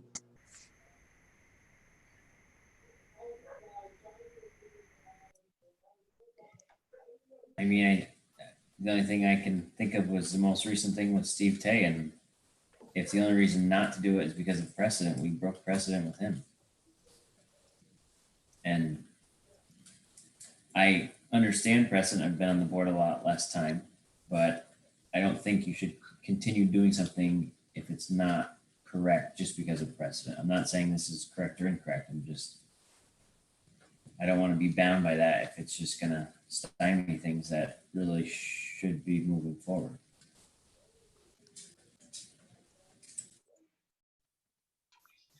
We're just trying to make our house, you know, more presentable, more, and we are trying to keep it with the Victorian style. You know, we're not trying to do some wild thing or anything like that. I mean, we love it. That's the reason we're attracted to this house in the first place, is because of the style. But there are some issues that are developing, and you know. I think there's also sort of you have to kind of balance making something sustainable for people to live in the city, you know, with taxes being what they are and everything. I mean, you know, we have to sort of make this work, you know. We want to be the type of like Plattsburgh residents that are, you know, utilizing downtown and, you know, all of that. I mean, you know, that's sort of the trend in cities, is people are sort of retiring into these walking communities, and that's kind of a good resident to have. So, you know, it's got to work for us too, you know. I mean, it's got to be sustainable for us in our future. And I think that's kind of the balance that you have to strike here when you're looking at this. And it is a little funny because we do have a house that's college housing over here to the right of us that's got graffiti on it, you know. I mean, that just never goes away. And so, you know, I understand the historic standard that our house is being held to. But at the same time, I think we kind of have to be a little bit realistic, and, you know, is it going to help us maintain the integrity of the home itself, you know? And yes, it will, because it's an affordable way for us to make it look really nice and to preserve it. You mentioned 20,000 you gave that number as having replaced the clapboard. What's the cost? That's just a figure I just pull out of my head. Well, I know that Dick Heckard told me it cost him over $10,000 to have the house painted that was approximately 10 years ago. And but do you know the cost of what you're planning on doing with the vinyl? When? No, the cost. Oh, what's the cost of the total cost right now is going to be probably right around $5. That's with your own labor? Yes.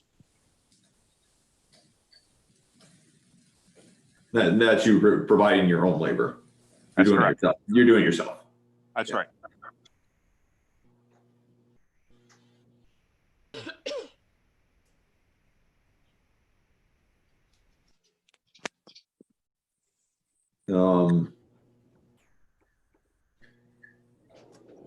In terms of the alternatives, I don't know whether thoughts of the board or Dean, would you be willing to work through like a SHPO review of this to vet the alternatives and come to a conclusion on a plan?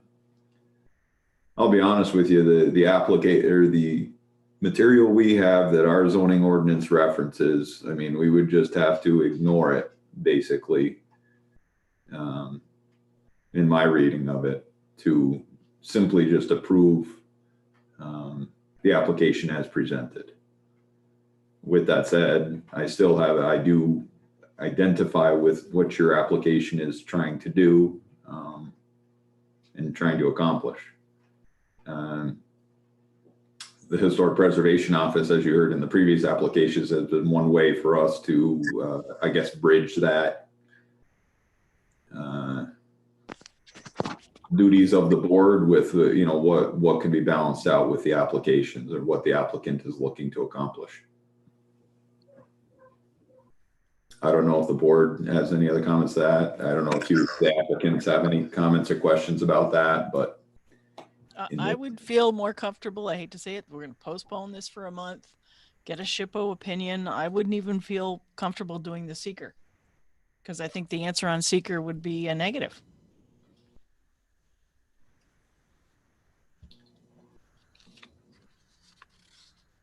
So I don't know if you have any questions in regards to that review. Planning department can help you file the application. Yes, we can submit everything to SHPO for you. And Milena, it looks like the short form seeker wasn't completely filled out. Not all the questions are answered. I'll have to take a look at that, but I thought I reviewed it. Okay.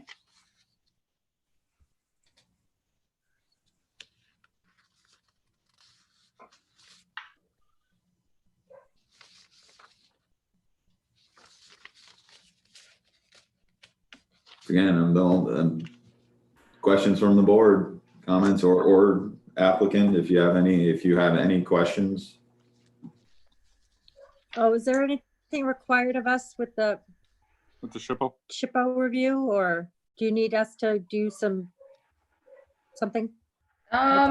Something that might be helpful would be close-up pictures of any of the rock that you referenced.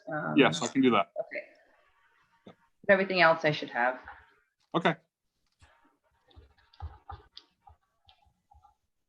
And going through that will help assist this board to make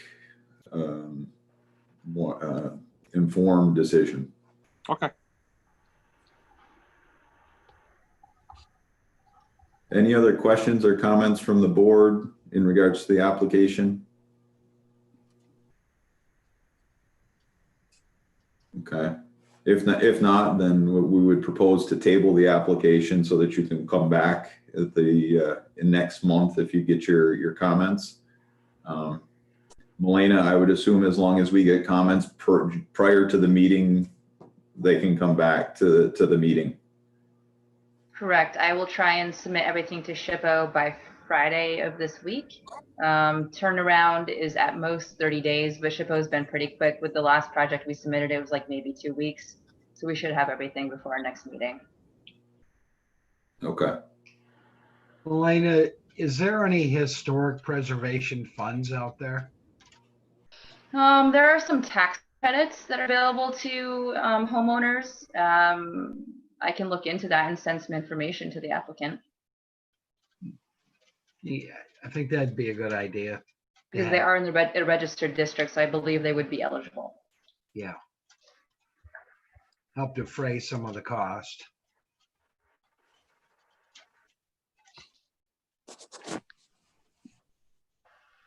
Okay, if there's no other comments or questions, can I have a motion to table the application?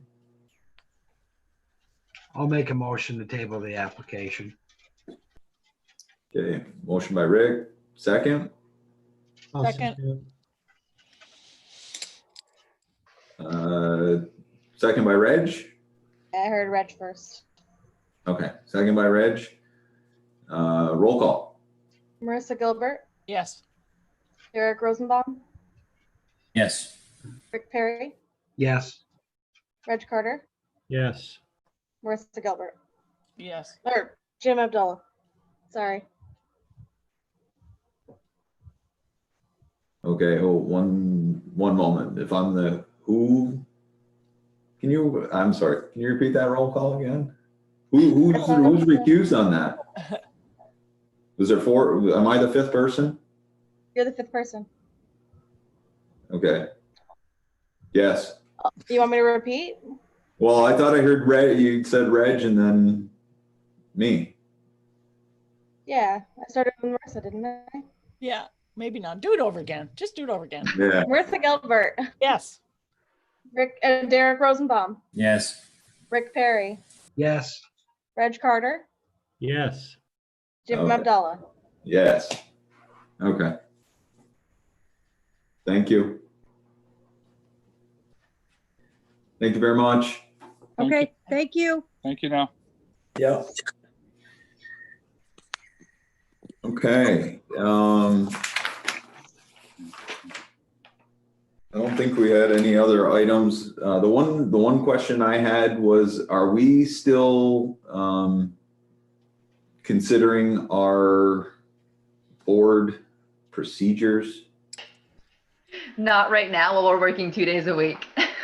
Okay. But that has just so it It's out doesn't. there somewhere. Okay. I'm just making sure. Make sure I didn't miss it somewhere. Like it's okay. So that's on hold until we have a little Maybe August. more time. Yeah. Okay.